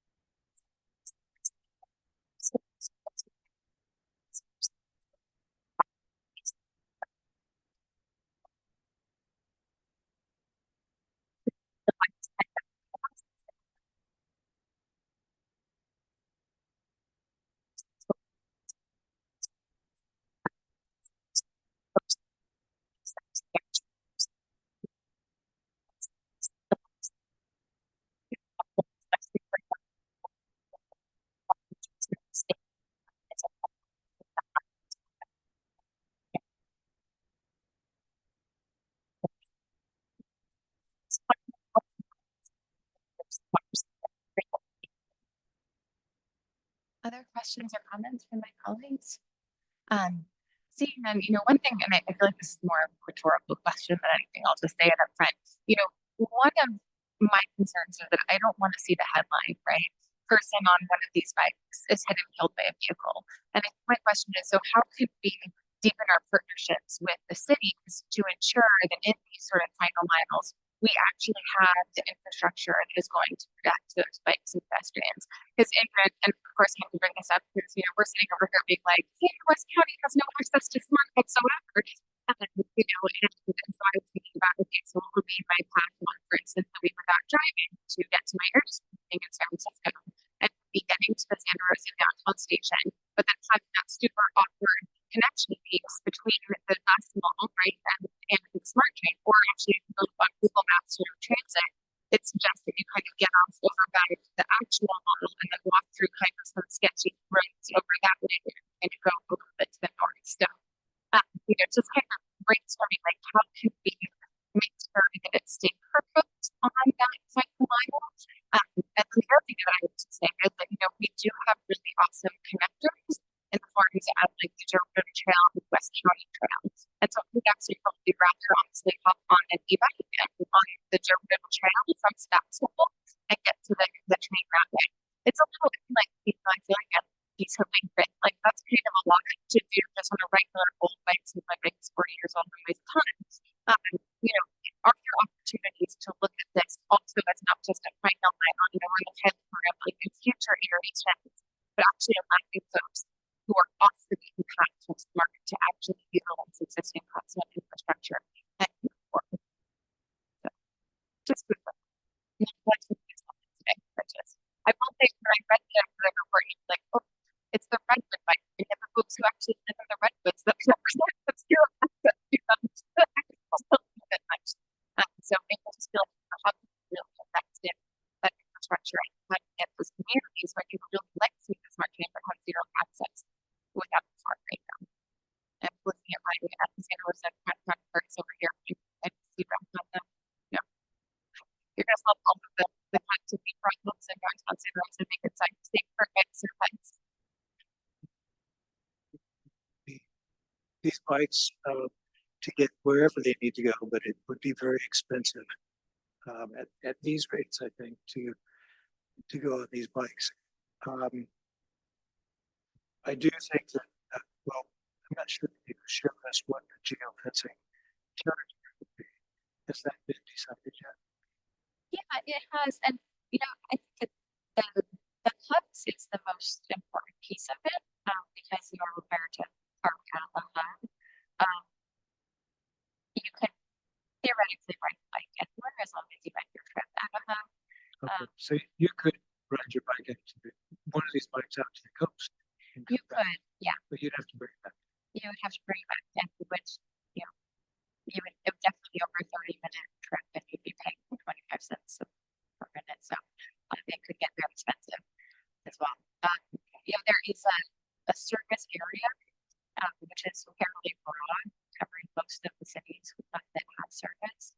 And if a bike is left completely outside the service area, there's a larger fee that's presented to the user. So there's disincentives to, it's an additional disincentive to leaving it outside the service area. Yeah, thanks. And just sorry to your point, Chair. I think that's why we oftentimes talk not just about bike lanes, but how we integrate them into our local planning. So as you know, San Rose's integrated into the smart multi-use paths, helping smart get funding, helps us build out our bicycle network. SCTA has been a good partner trying to get the 101 bike bridge for us, which also is a critical connector to where our bike lanes do have actually protected class 4 bike lanes now that we're starting to roll out. So I hear you. And I look forward to the partnership to continue to direct dollars in the communities that they can find their master plans to realize, but it certainly won't happen overnight. Yeah, it's really important to have this plan review earlier, looking at the CTP, but also the ATP of how can we really make sure that we're trying to provide safety for that final or cyclists and pedestrians, because we have this awesome program that when someone gets an injury, just trying to do that we want them to do, that's going to be a really sad thing. And with this extra head for drivers, how can we also increase awareness for drivers of their cyclists and pedestrians on the road? That is everything fun. I feel like I love staff last time we were able to, the parents back and talked about this. Well, I don't think that I need this is like a big conclusion, and that is that, one of the most encouraging events that I attended was when members of the Smart Board did a list stop tour through in Sonoma County. They started to find a bike to the one of my songs that I could up that early. And stops in a little bit in San Jose. Location for your back pocket. A council member over cheated on me, cities down. Some cases the city best down. And what staff price means down to the city councils for those things. The standards city councils. So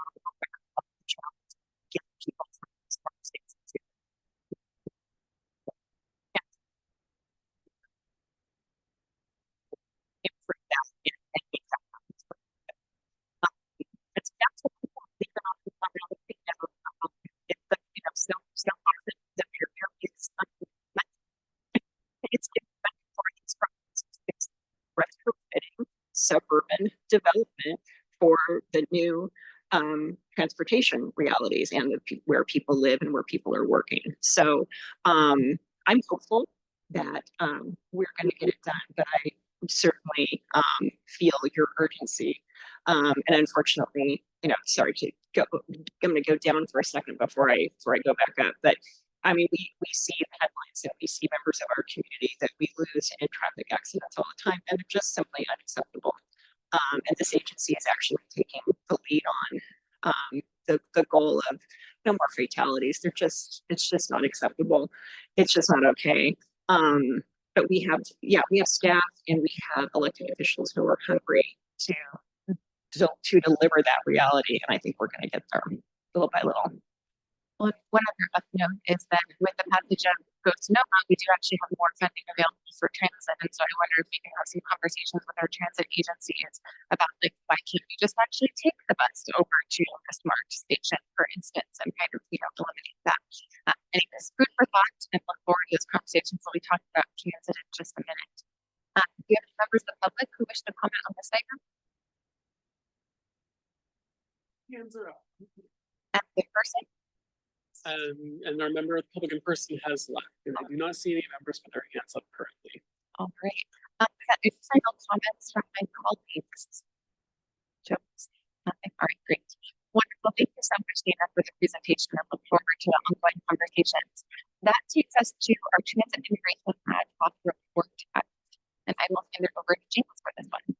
Thank you. So item 5.4, transit integration report, ad hoc report. So the ad hoc met on September 3rd. That was after the packet had been released. So there's not a staff report available. There's this PowerPoint, which I will take you through and update you on that meeting. And the PowerPoint will be available online after the meeting, as well as will be emailed out to the entire board along with the other points.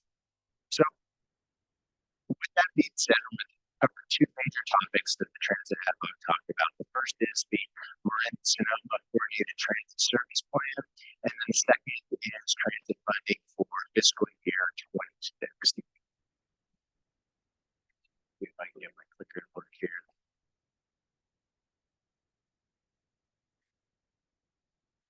All right, so our transit ad hoc members, just wanted to remind the board of the 6 members that are on our transit ad hoc.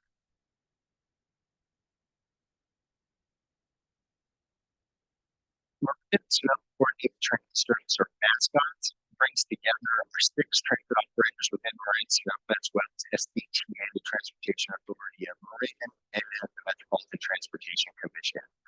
It is a transit service operation analysis for the Highway 101 corridor conducted with all transit operators in Marin Sonoma to best serve travel demand and rider needs. So travel demand and rider needs come before the actual individual operators that would provide those.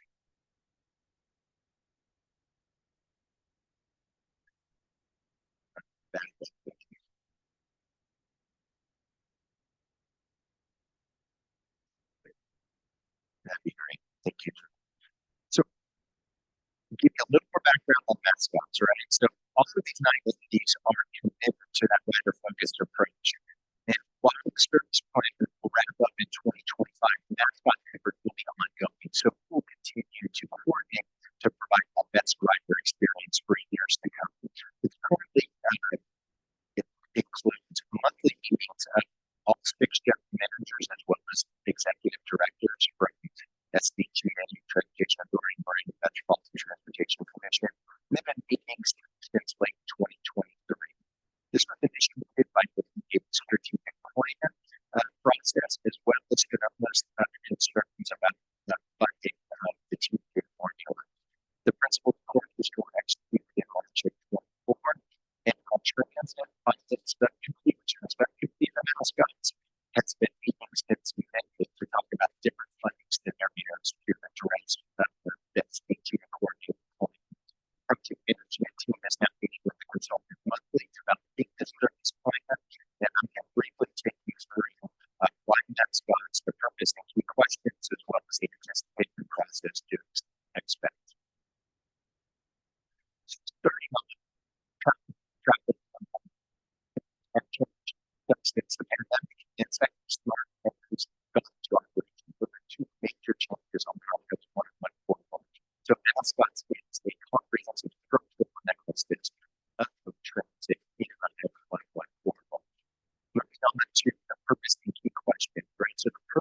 is to improve service efficiency and effectiveness among the Highway 1 cooperative members for existing and future transit customers.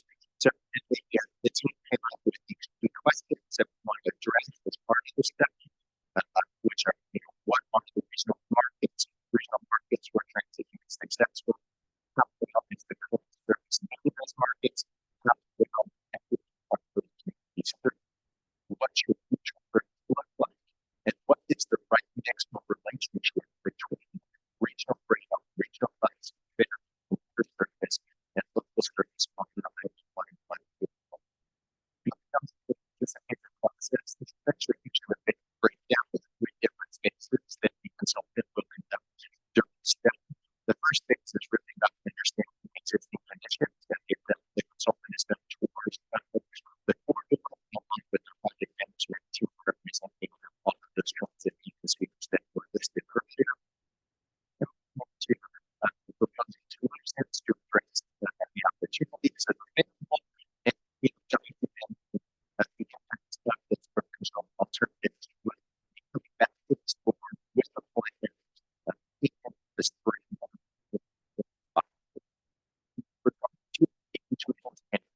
policymakers, including both the NTC commissioners in Marin and Sonoma County, Stephanie Mullen Peters in Marin, and David Rabbit in Sonoma County, are going to be part of a subcommittee. There was a request of the general managers for the transit agencies to have a stronger rural component of Sonoma County that we all agreed on.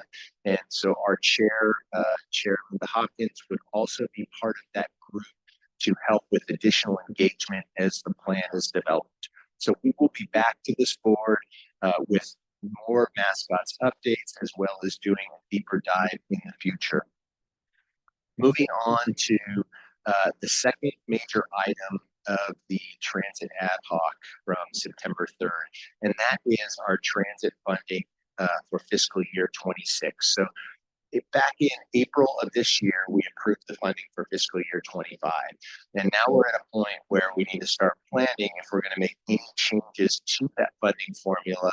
We need to start that process now or stick with the existing formula. So from the 9 entities that are part of the mascots process, it's these 5 that are listed on your screen: the 3 local bus operators, City Bus, Sonoma County Transit, Petaluma Transit, as well as our 2 regional operators, Golden Gate Transit and Smart, which receive funding from the coordinated claim.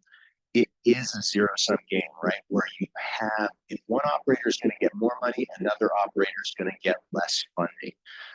When we get to the formulas, you'll see that the 3 local bus operators are lumped together as one. So we can look at both regional and local transit. It would be an extra step that we can go through at the full discretion of the SCTA board to address the funding splits between our local operators. We've been able to come to consensus with them, and that allows also the mascots group to have a simpler discussion with 3 negotiators at the table as opposed to 5 negotiators. The other reason we wanted to lump together Sonoma County into one combo is because we didn't feel that regional operators have a role in deciding policy on splits between urban and rural. They don't make those decisions in Marin. We didn't feel like they should be making those decisions in Sonoma. So I'm going to take you through now, what is the coordinated claim, right? So it documents the funding between 3 major funding sources that have some discretion by this board. So first is Transportation Development Act. That's very similar to our Go Sonoma measure. It is a 1/4 cent sales tax. So the revenues are nearly the same between our Go Sonoma measure and our Transportation Development Act funds. It's around $30 million. The other is state transit assistance funding. That is funding from a diesel excise tax or a fuel tax that comes to Sonoma County, and it totals about $10 million a year. The third is low carbon transit operation program. That is a program referred to as LC Top. The LC Top fund is a little over $1 million. It's part of the state's cap and trade program.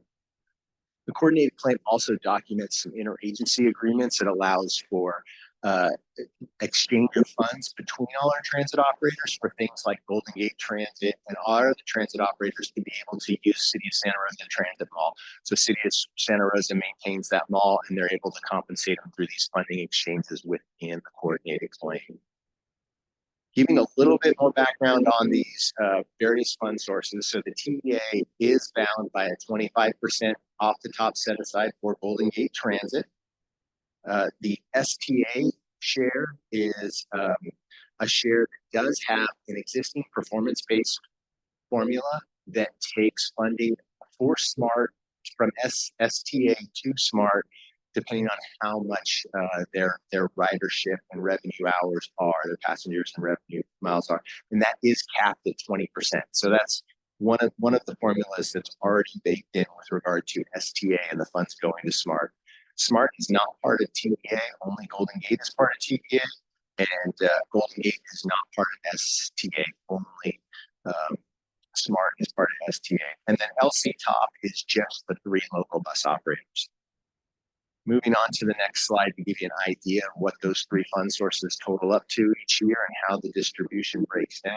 Golden Gate gets that 25% off the top at $7.4 million. SMART gets about $1 million a year in STA funds. The remainder goes to our 3 local bus operators. And this is looking at just those 3 fund sources that we have discretion over in the coordinated claim. Going on to the next slide, just looking at how those dollars are spent, and as well as the other bus operators spent. When we look at mascots, we will be looking at the efficiency of what the recommendations are. And part of that efficiency is to look at what the cost per revenue hour is. So Golden Gate has longer hauls, and their driving buses, so their cost is $412. This is fiscal year 22 cost of bus service. Whereas you can see Marin Transit is at $143. Our City Bus and Sonoma County Transit is $158. And Petaluma Transit is $132 per hour to provide service on their buses. That's an average cost across all of their types of buses. Alternatives. Now, this is looking at what alternatives could be for our fiscal year 26 coordinated claim. Those alternatives essentially break down into 3 categories. One is defer, the other is dynamic, the other is update the fixed percentage. So starting off with that defer alternative, you would defer it if you wanted to not make action for the fiscal year 26 study and wait for the mascot study to be completed, right? So the mascot study will inform any long-term decision that we make, but to wait for that mascot study, we're going to already have to be into the development of the coordinated claim. So it would not be ready until fiscal year 27's coordinated claim. It also would allow us more time to know what's happening with the regional transportation measure that MTC is working on, so you get a better sense of what the overall funding landscape was going to look like going forward. The next is a dynamic formula, right? So the dynamic formula we chose, and we could use a few different dynamic formulas, but the one to illustrate the point was to mirror Marin Transit's funding formula for the fiscal year 26 coordinated claim. And then the last one was to look at updating the fixed percentage. So instead of 25% off the top, what is a different number off the top that we could do for Golden Gate on the TDA that would be giving them some reduction?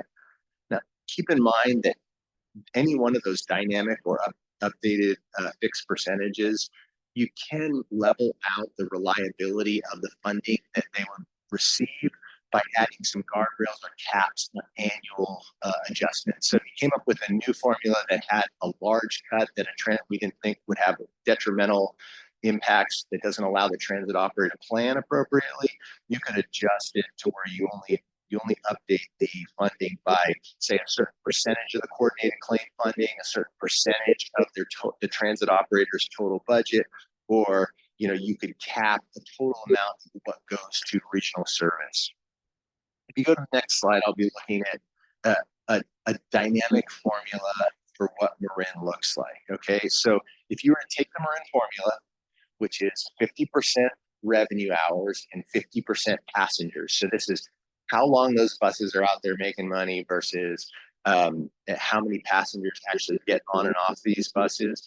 And you look at how that would impact those numbers on the previous slide, you'll see that back in fiscal year 19, Sonoma County was actually paying less for the service than what they would pay for a Marin formula. So $1.7 million is what Golden Gate would have received in addition to that 25%. And that would really impacted primarily our local bus operators that would have received less. But then as the pandemic hit and Golden Gate service declined, you can see that in fiscal year 22 and fiscal year 24 data, Golden Gate would have a reduction in that 7.4 million for either 1.4 million in fiscal year 22 or 2.1 million in fiscal year 24. I will say that Marin's formula is better suited towards Marin Transit because they are more well-resourced to compete with the regional operators. Our local bus operators do not have a bridge toll or Marin Transit has 55% of their sales tax that goes to transit. So when you're competing on a performance basis, you need those other funds to be able to provide more service and then compete with the performance formula. So it's not necessarily the best formula for Sonoma County, but it is a formula that at least for fiscal year in 22, 23, which is not shown, and 24 that's on here, it would perform better for our local bus operators. Moving on to the next slide gives you an example of what a reduction in the fixed percentage could be. This is looking at, instead of doing 25% off the top for Golden Gate, it would be to select a percentage that would be for each Golden Gate serving jurisdiction. So for each Golden Gate serving jurisdiction, you could assign a percentage of 20, 22, or 25%. And this is how the TDA funds are distributed based on population.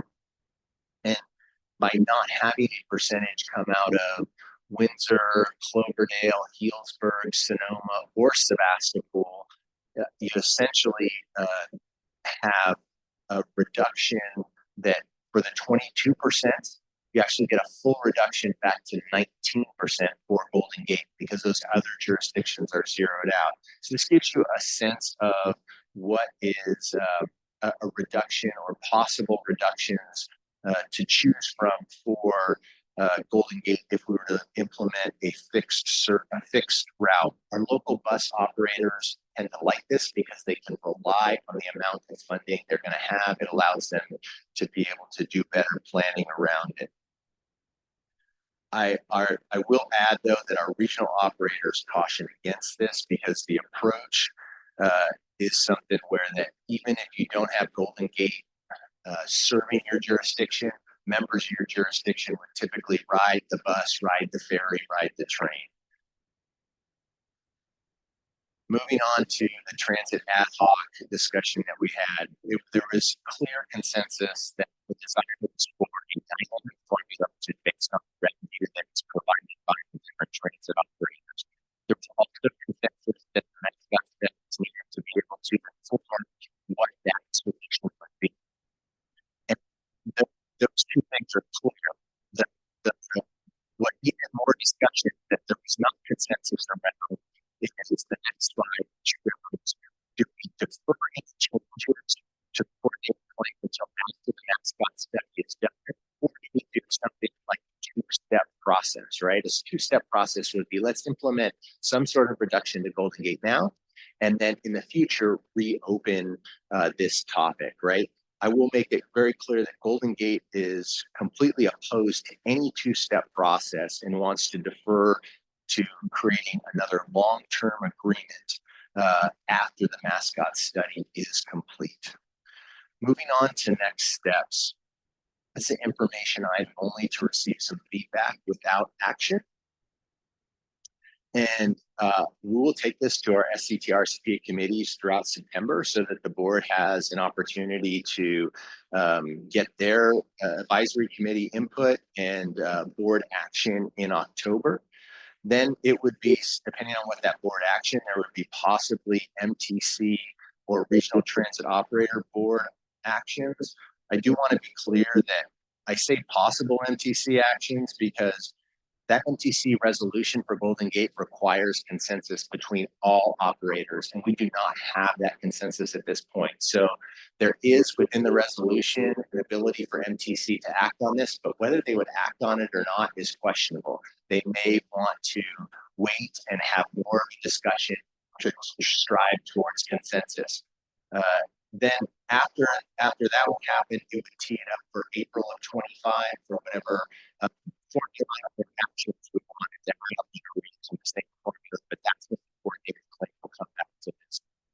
And I just want to put that we all know we need the mascots like this minimal. We probably need even some implementation of that mascots plan, like a couple of years of data back to doing what this plan recommends before we can really understand what the long-term formula would be that we that's for one for and these, by operators within Sonoma County.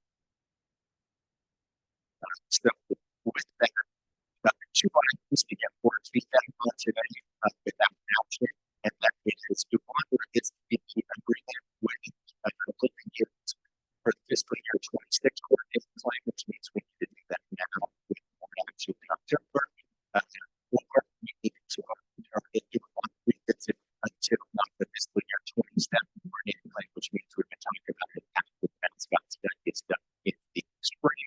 And the second question for the board is the picture this agreement be revised. It's something that's been around since 1996, the long-term agreement. Do we want to enter into another long-term agreement, or is there some frequency where it makes sense to revisit this? The inclusion of last slide here, we're looking for board input on it, or still understand this. Ultimately, and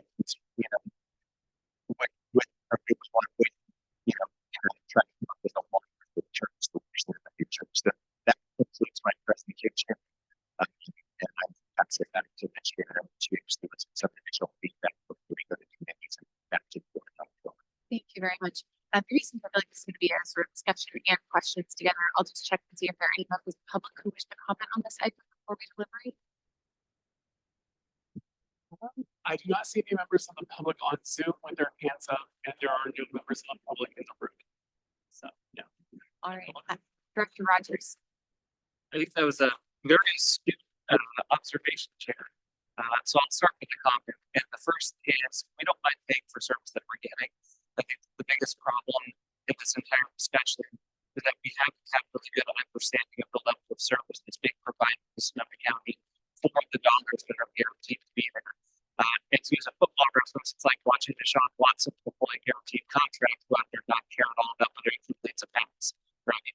So I want to make sure that Golden Gate Transit actually is trying to offer the services that they say that they are. For me, whether it's this year, whether it's in 2 years, once we have the mascot study implementation, my biggest question is if Golden Gate Transit is not at the table, or not the table's not the right term, but not in favor of any type of the change, does it really matter how long we wait for the implementation if they're going to just think about it? And I don't want to open up the conversation the way that FTC where they fix it with a very minor tweak before the mascot study and then say mission accomplished.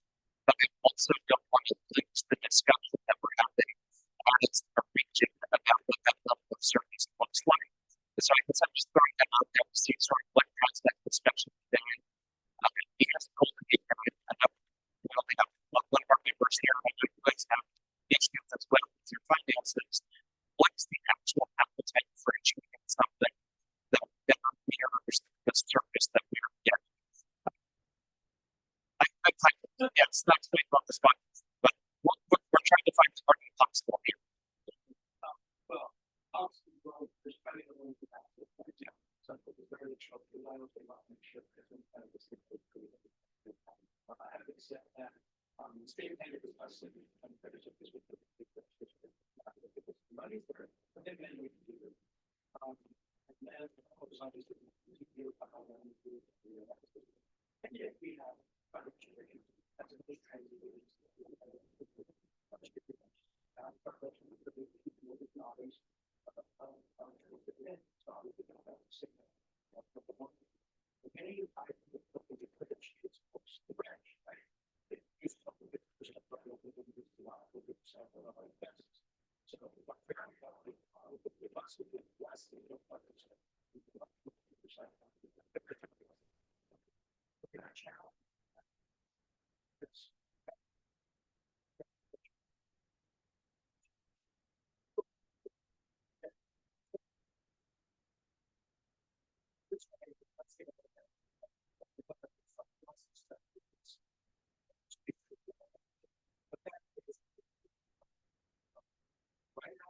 So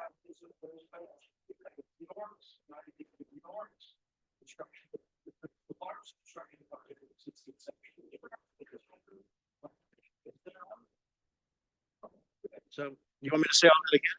No. So the side retrofit has to happen. I've seen the other side of that bridge. It's old. It's rusty in a lot of spots. They say $150 million is going to do it. No, it's going to take a lot more than that. So it's going to take a sustained effort and a whole business model change for the Golden Gate Bridge to right the ship. When ships this large, they don't turn on a dime.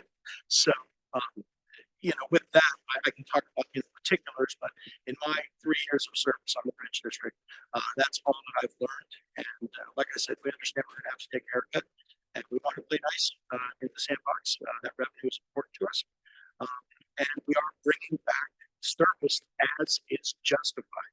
So we're not bringing back service where we don't have riders, but we are bringing it back. And the whole nature of the service that is changing is there's no rhyme or reason to it. In other words, straight shots in the Sunset District to downtown San Francisco are moving. Other routes, not so much. So yeah, so I mean that's certainly a flavor of what's going on at GFP right now. Yeah, I think from my perspective, and this will be my comment, then I'll move off of it. One, I want to delay implementation of mascots if it's just a delay tactic from GTB, and then a year or two from now, I'm going to say, well, we're out into it, right? And two, the Golden Gate Bridge is a statewide symbol. It is not going to be allowed to fall completely into disrepair, but our transit system would. And if you're asking me whether I think people will step up and support retrofits on the Golden Gate Bridge or step up and support Sonoma County's transit network, I think which one is more of a statewide concern. The first one's much more likely to get the attention. So I would probably just provide services for people that we have here with what they deserve to have based on what they're having, just because there's also a crisis that's open and south of us. I'm not actually giving these comments this broad comments and capital opinion. As the way the Cowboys fans operate.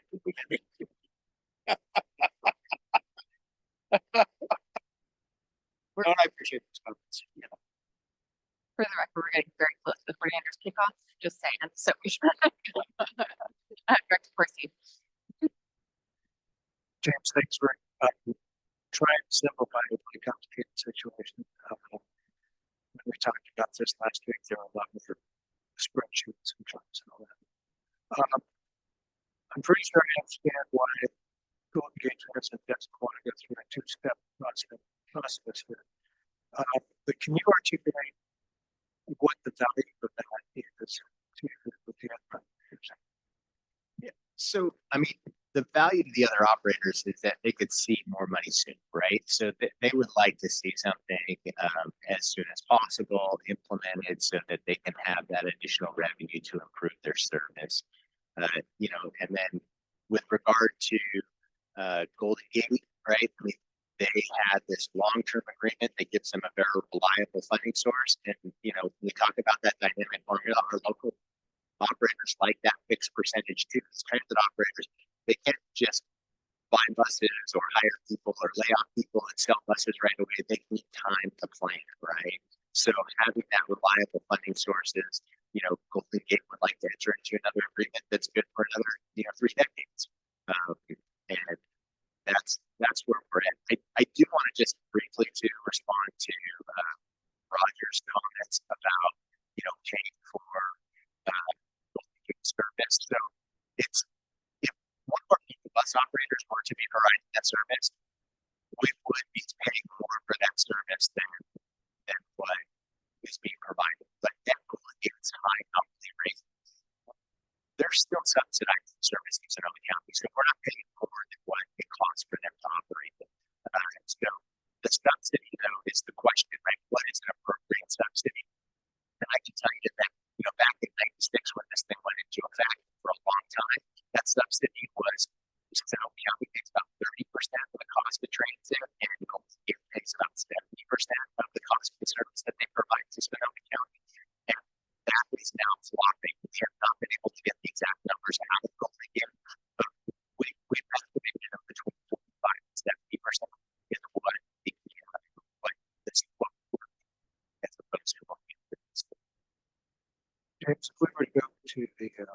the two-step process. Yeah. Zero sum game. Yeah. More money flows to our operators in Sonoma County. What happens to go get service? Have they analyzed this and told us what happened? They have no idea. Yeah, and that question's been asked, and the response is what depends on what the mascot survey comes out, and what service we're going to be providing to Sonoma County. They have not been specific on what haircut, what they provide. I'm saying that these numbers are the best data that we have with fiscal year 24 data. Well, it's actually been an increase in service there. They added at least a couple of 164 buses, so the direct metro buses that actually flood since fiscal year 24 closed. So they're continuing to add service to Sonoma County now. Whether they plan to just keep adding service with the existing revenue that they have, or if they take some away, they don't know the answer. Okay. Just one last question. I have a feeling I know where you would like us to go. We're not making a decision today. We're giving feedback. But have you given a specific recommendation? If not, do you have one today? Yeah, no, I do not, because our transit ad hoc was split, right? So, and because of that, I wanted more acknowledgement from the board and the understanding that, we're going to be making an ask of MTC that they're not going to necessarily want to act on it, they may not act on it. I can tell you though, right, that the transit operators, they want the actions in their operator, right? And that's the challenge that we have.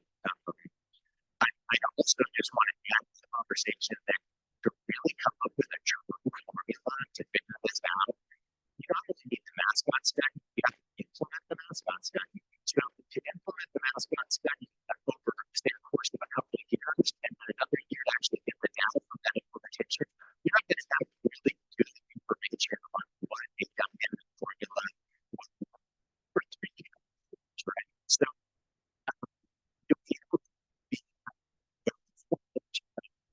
decision once the mascot study, but it's still not going to be the right amount of data. Thank you.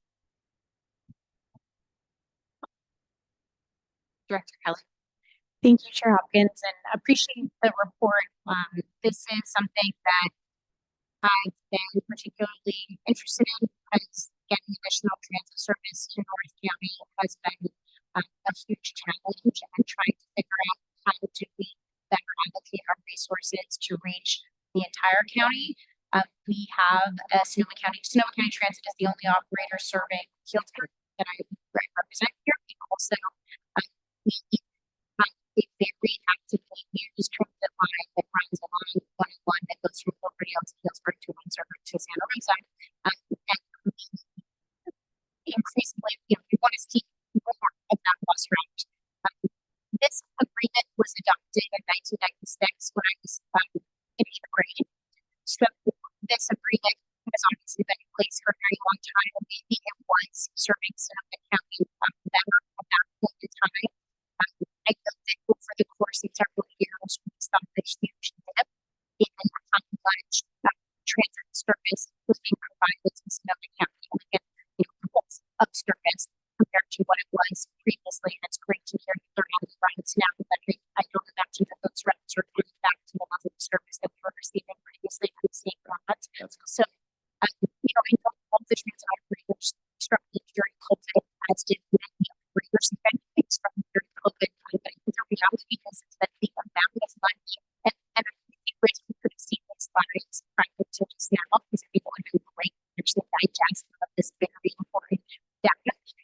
When I first got on SCTA in 2020, the first conversation I had with your predecessor, Suzanne Smith, was how do we get better transit service to other parts of the county? And it was specifically funding. That's this huge piece of it. And I said, okay, well, where do we find more funding? And she said, this funding formula really has been a long-standing struggle for our county, and we really need to look at it when we have the opportunity to open it up again. So here we are, 4 years after that conversation, which is many years after this was implemented in 1996. You know, so like we don't know. So what you suffering is that, yes,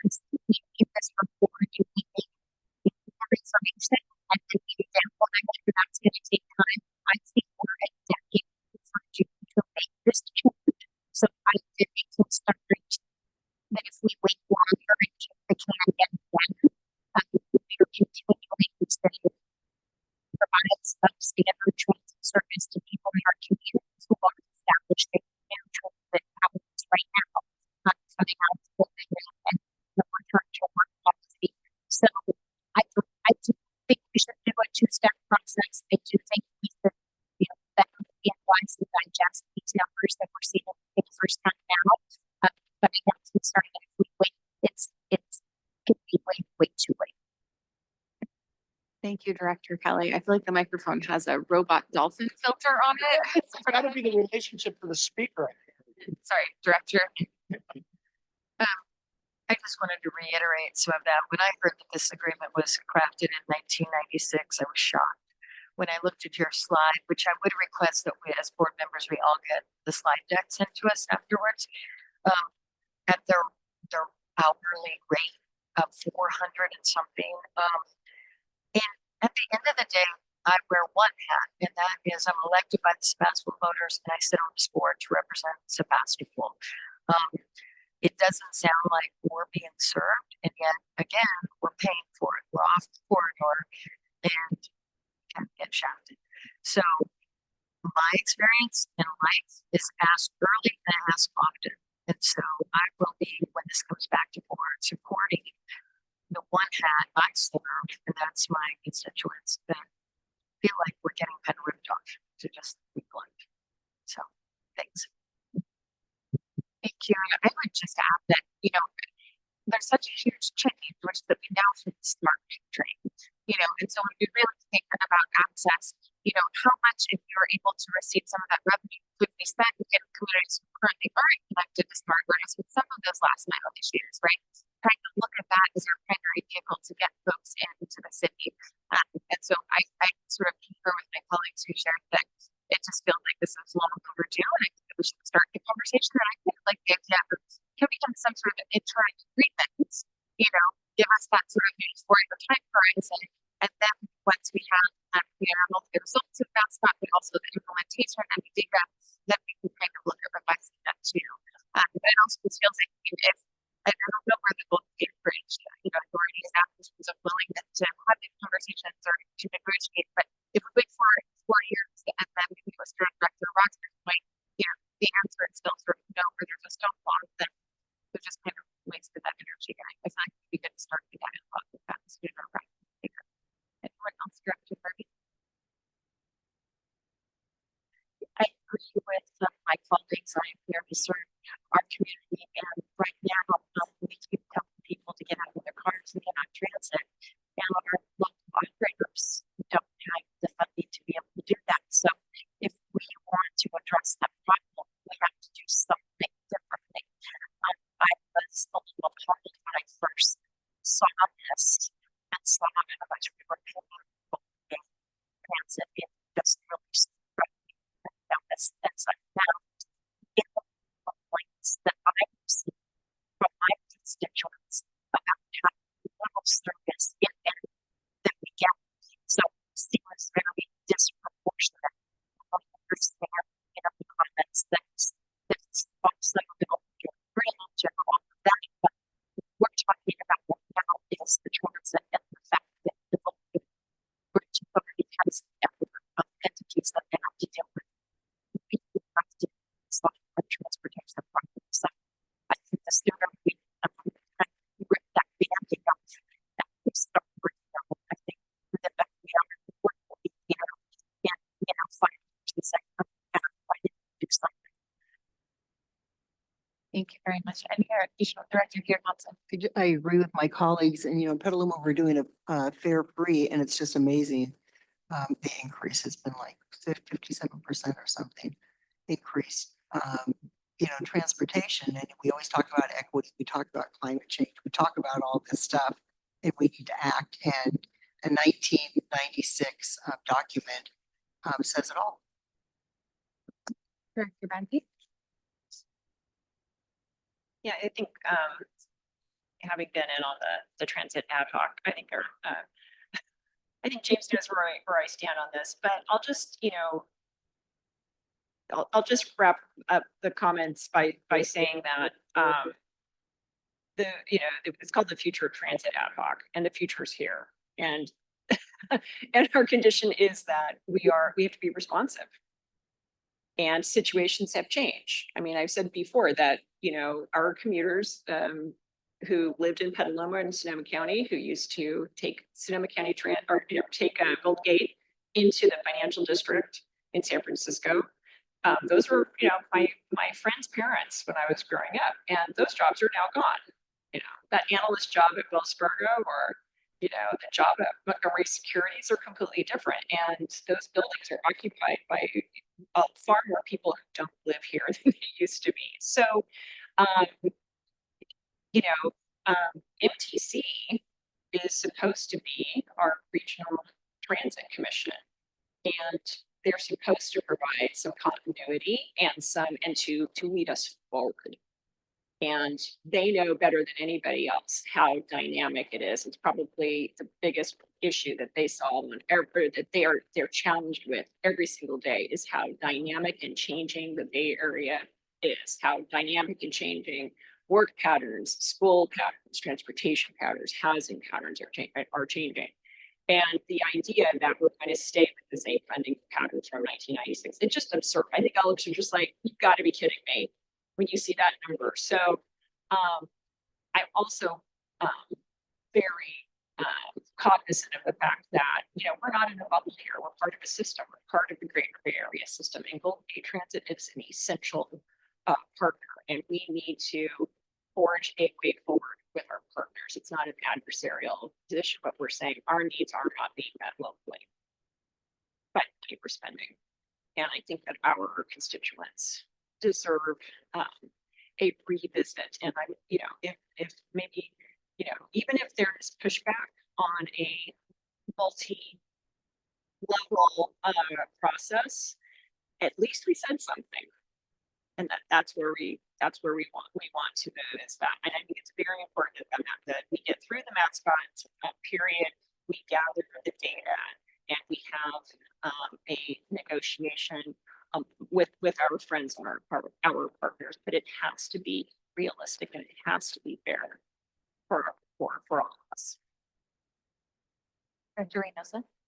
So I agree with the last comment from the director, but he also asked us how long do we should review this, and I think at least 10 years.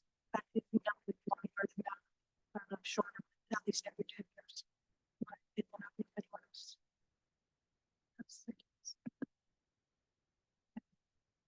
Any other comments from my comments from my colleagues who tell me that I'm having happy today, where the robot calls in is getting to me. I feel like we had a robust conversation. We've got some direction, and then the direction that we're headed, then this will come back to the board for more formal action at a future board meeting. So with that, we're to public comment on this one. So we are now moving over to the to the TM plan contract and RFP update, which is the again.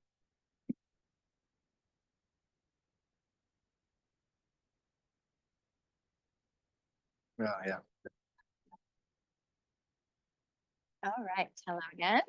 So this item before you is regarding the strategic transportation demand management plan request for proposals.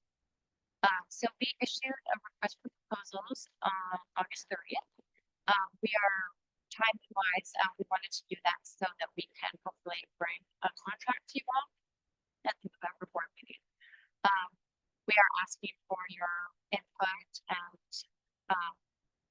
and approval of the RFP, and if there's any changes the board wants to make, you know, we can do like a down or full RFP to revise it. So I wanted to provide this timeline of where we are, and proposals are due as it is on September 30th.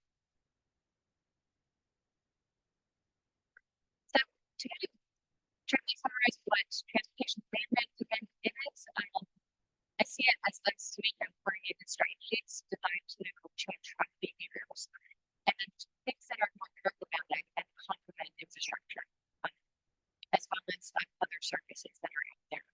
It can range from things like services, including things like shared mobility, transit, car share, and it could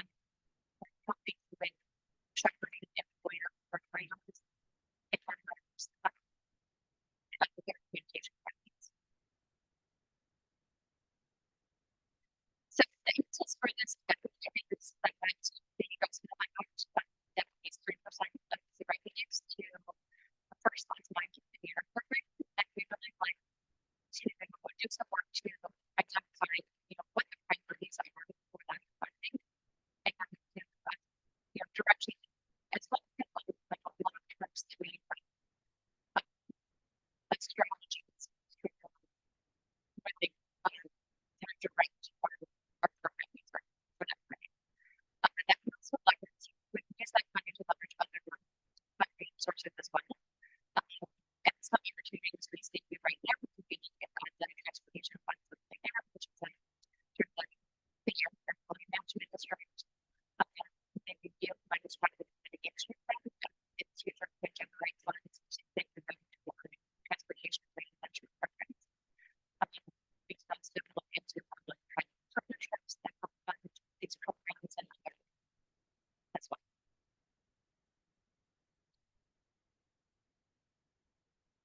The current programs that SCTA and RCPA runs right now is the program, which provides incentives for people who are reducing sharing and active forms of transportation.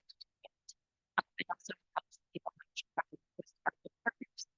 We have an emergency line program that has been going for about 6 years now. If you commute to work for school, would use the active transportation that seems to help you be able to reimburse that line. And speaking of the website, where these programs are practiced, we also provide other information on other transportation.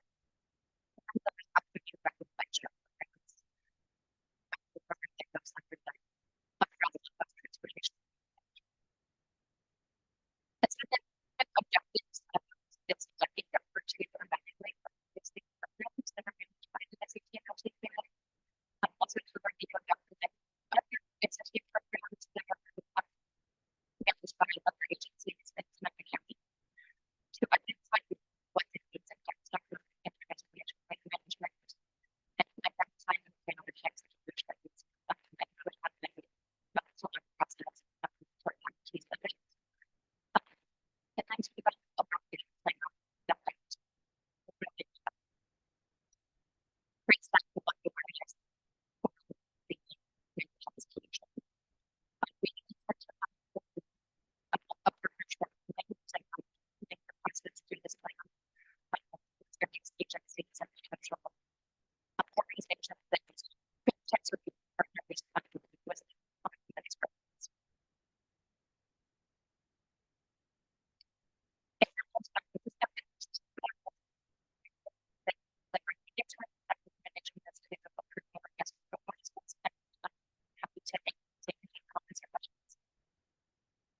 Are there any questions from the board?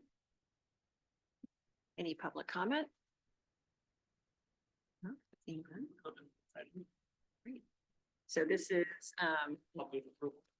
thank you. And we have, actually, can we go ahead and do a voice vote since there's nobody on Zoom, Drew? All right, all those in favor? Aye.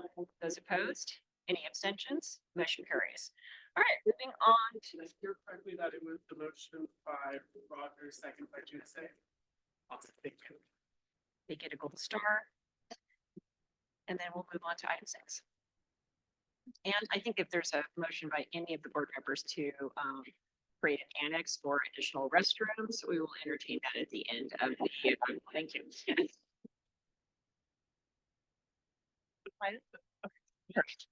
Good afternoon.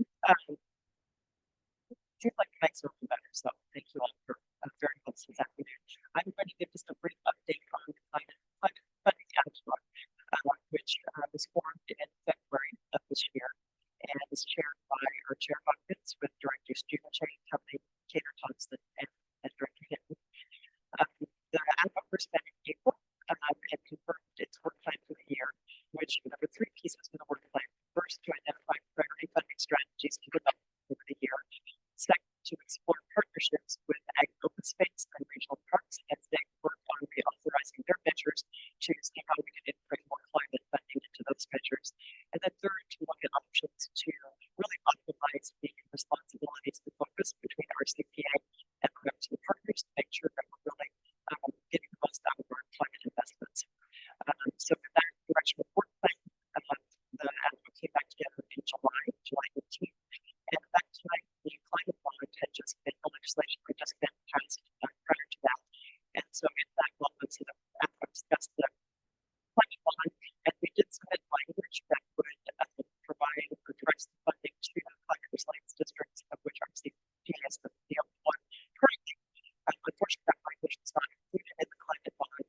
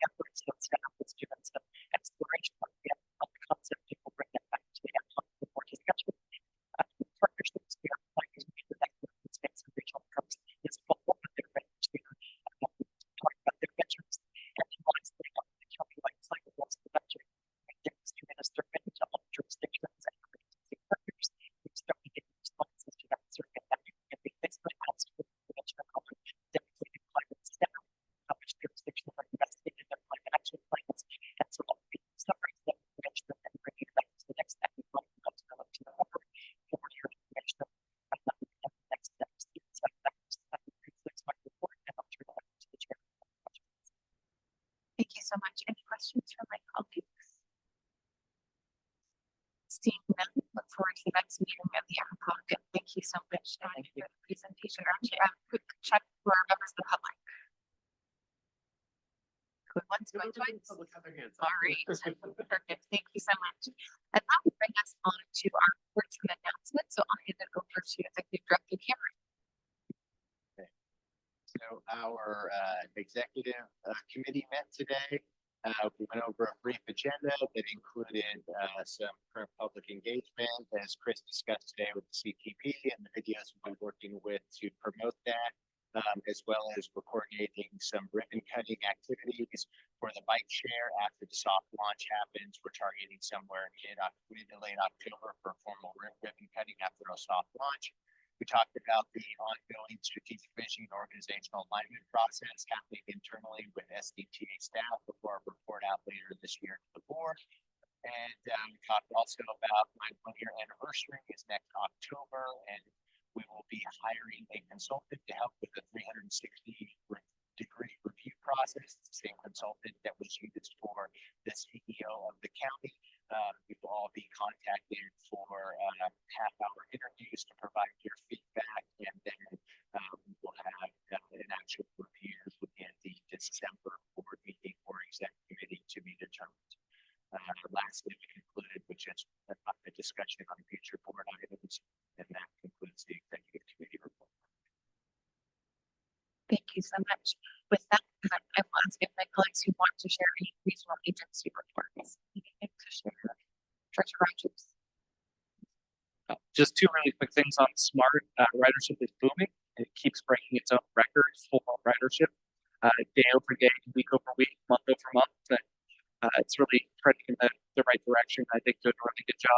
And then on a related note, the SMART board for Sonoma County has 3 seats that are Mayors and Council Members Association, not Board of Supervisors.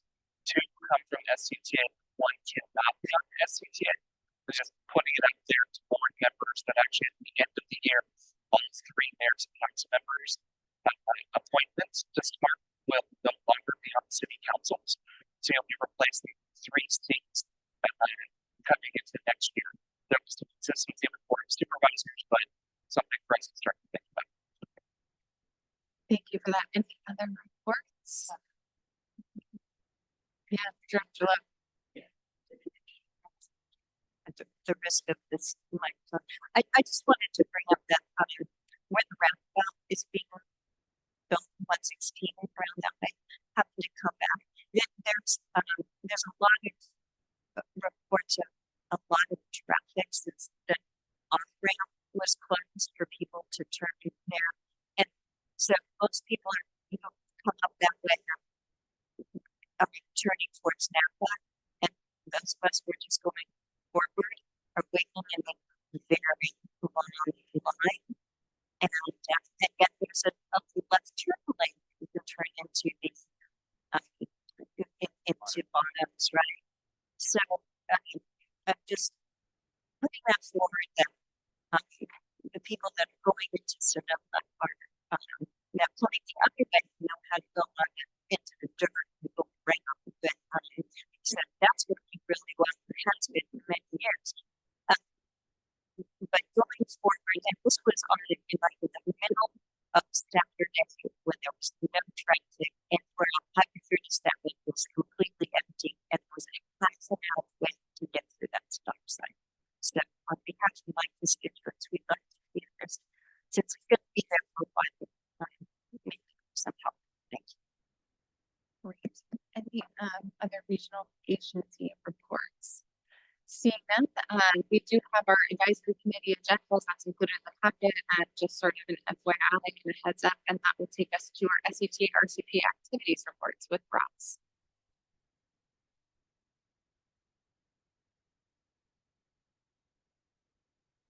Good afternoon, directors.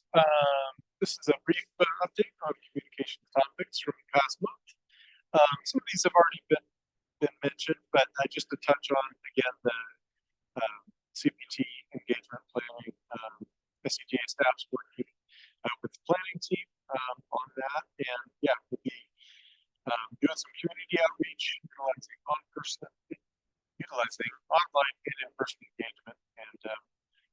The themes as discussed, things like surveys, the videos, number of different tools that we will be sharing with you along the way. Also want to touch on the Safe Streets and Roads for All 2024 grant application. We worked on an extensive design and visual content creation for the Safe Streets and Roads for All application, which was submitted in August. And we created a new template that includes new maps, data visualizations, as well as some relevant sections of our local transit plans. As Nina mentioned, with Bikeshare promotion, the CTA staff's been waiting in the wings to start coordinating that ribbon cutting. So I'm sure we will be in contact with talking points, potential speaking opportunity as well. And lastly, I want to mention that SR 37 corridor comms strategy extension. We've had two communications charrettes. First one at TAM, the second one at Sonoma Transportation Authority on Friday.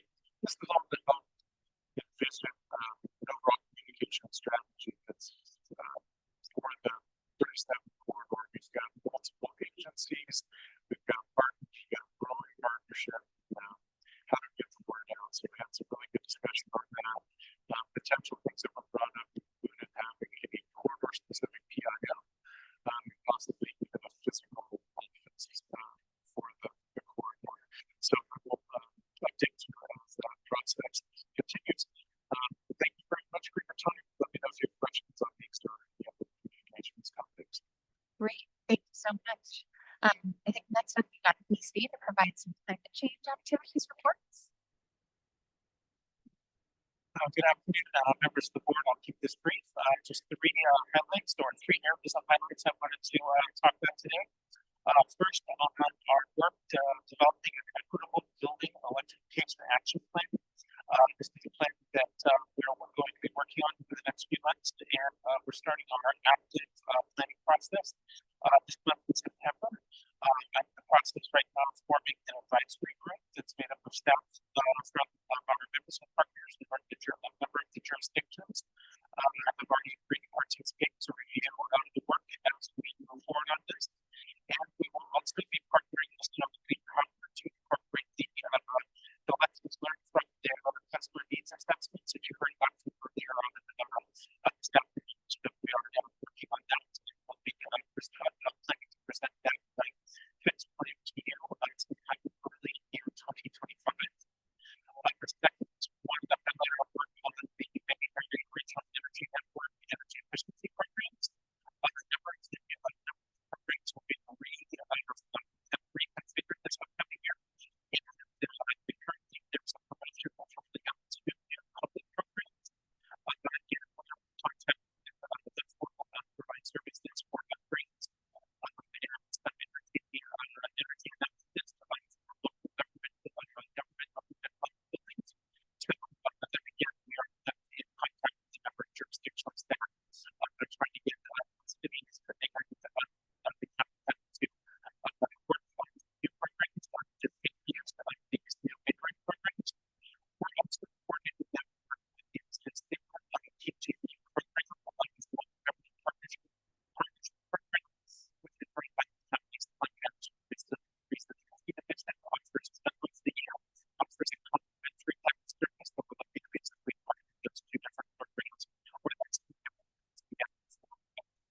public buildings. And finally, funding opportunities this work with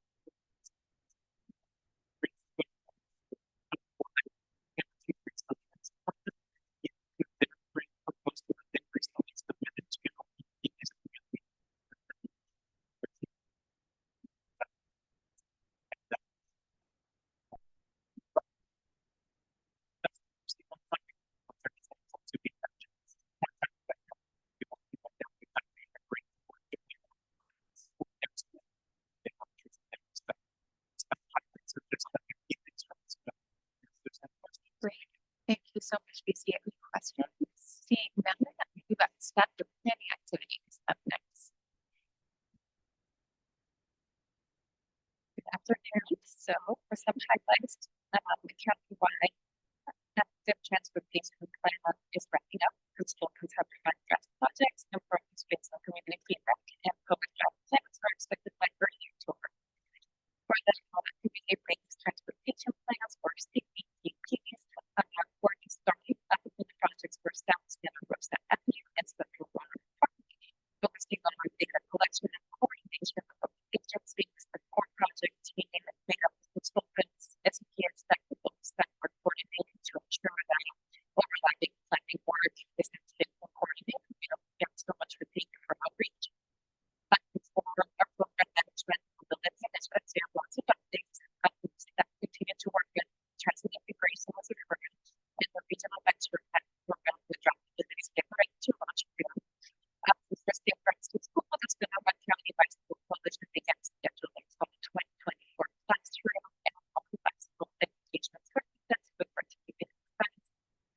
The same friends to schools that updated the school travel flex that handle engagement and data for each school and participant in our function of engagement and data for each school participant. The traffic flex are publicly available on the state friends to school website. Check that out. Finally, on August 13th, the president published his nobody goes to the Bikeshare reports program, and it was free because we had 647 members in July, and also this month, 803 members that was a substantial growth for us.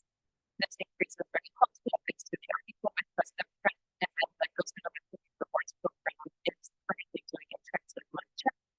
So for reminders that that's a transit trip every week of this month, they can go into a rental or a chance to win $100 gift card. Finally, as we mentioned earlier, that recommend the first season that we bring driving strategies because your migrants have been very still force that was we went from the it's almost one of those things we were perfect and that people's happen. It can be a pretty that's what they have. Awesome. Thank you so much. Have any questions? Seeing none, we'll shift over to David with projects and programming. Good afternoon, Madam Chair and Directors. I'm just here to the program experts were happy to announce that tomorrow, which was the board last week, is that the $1 million grant for just the property transportation for from the state transit broad program. That grant was for the pathway between Purple Park and Purple Road. So we're very happy to see that project information. I should also note that as Ross mentioned earlier, we just commenced the grant obligation figures guaranteed for the last grant of state streets and roads for all for this fiscal year. We requested for one back to $1 million in partnership with states like Cotati, Healdsburg, Run from Stanford and Windsor, to one of capital demonstration activities, including a number of difficulties and pop-ups. So one important figure about that application in November. Also, we partnered with Smart on the Transit Interstate Rail Capital Program to request funding to extend Smart to State Healdsburg and Cooperative, working with the High Park grant that account for state transportation next week over the next few months. And Smart is also looking to secure and several water plants for that project. That was going to recommend for the March November. On projects that we should have looked at the Healdsburg public outreach active, I think for state on truck voting bills. These buildings study, I think to present big time that we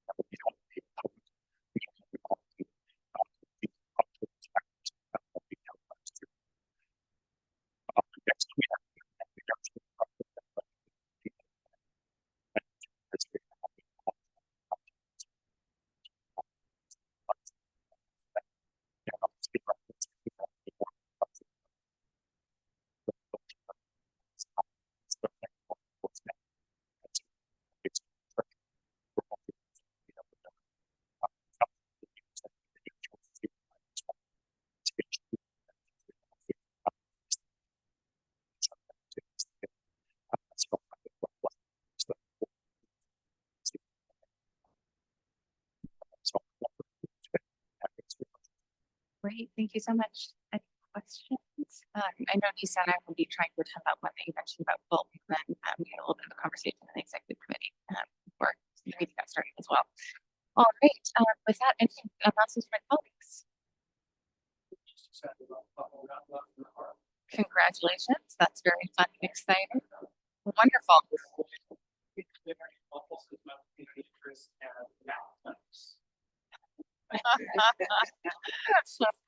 Yeah, not very one of the cast.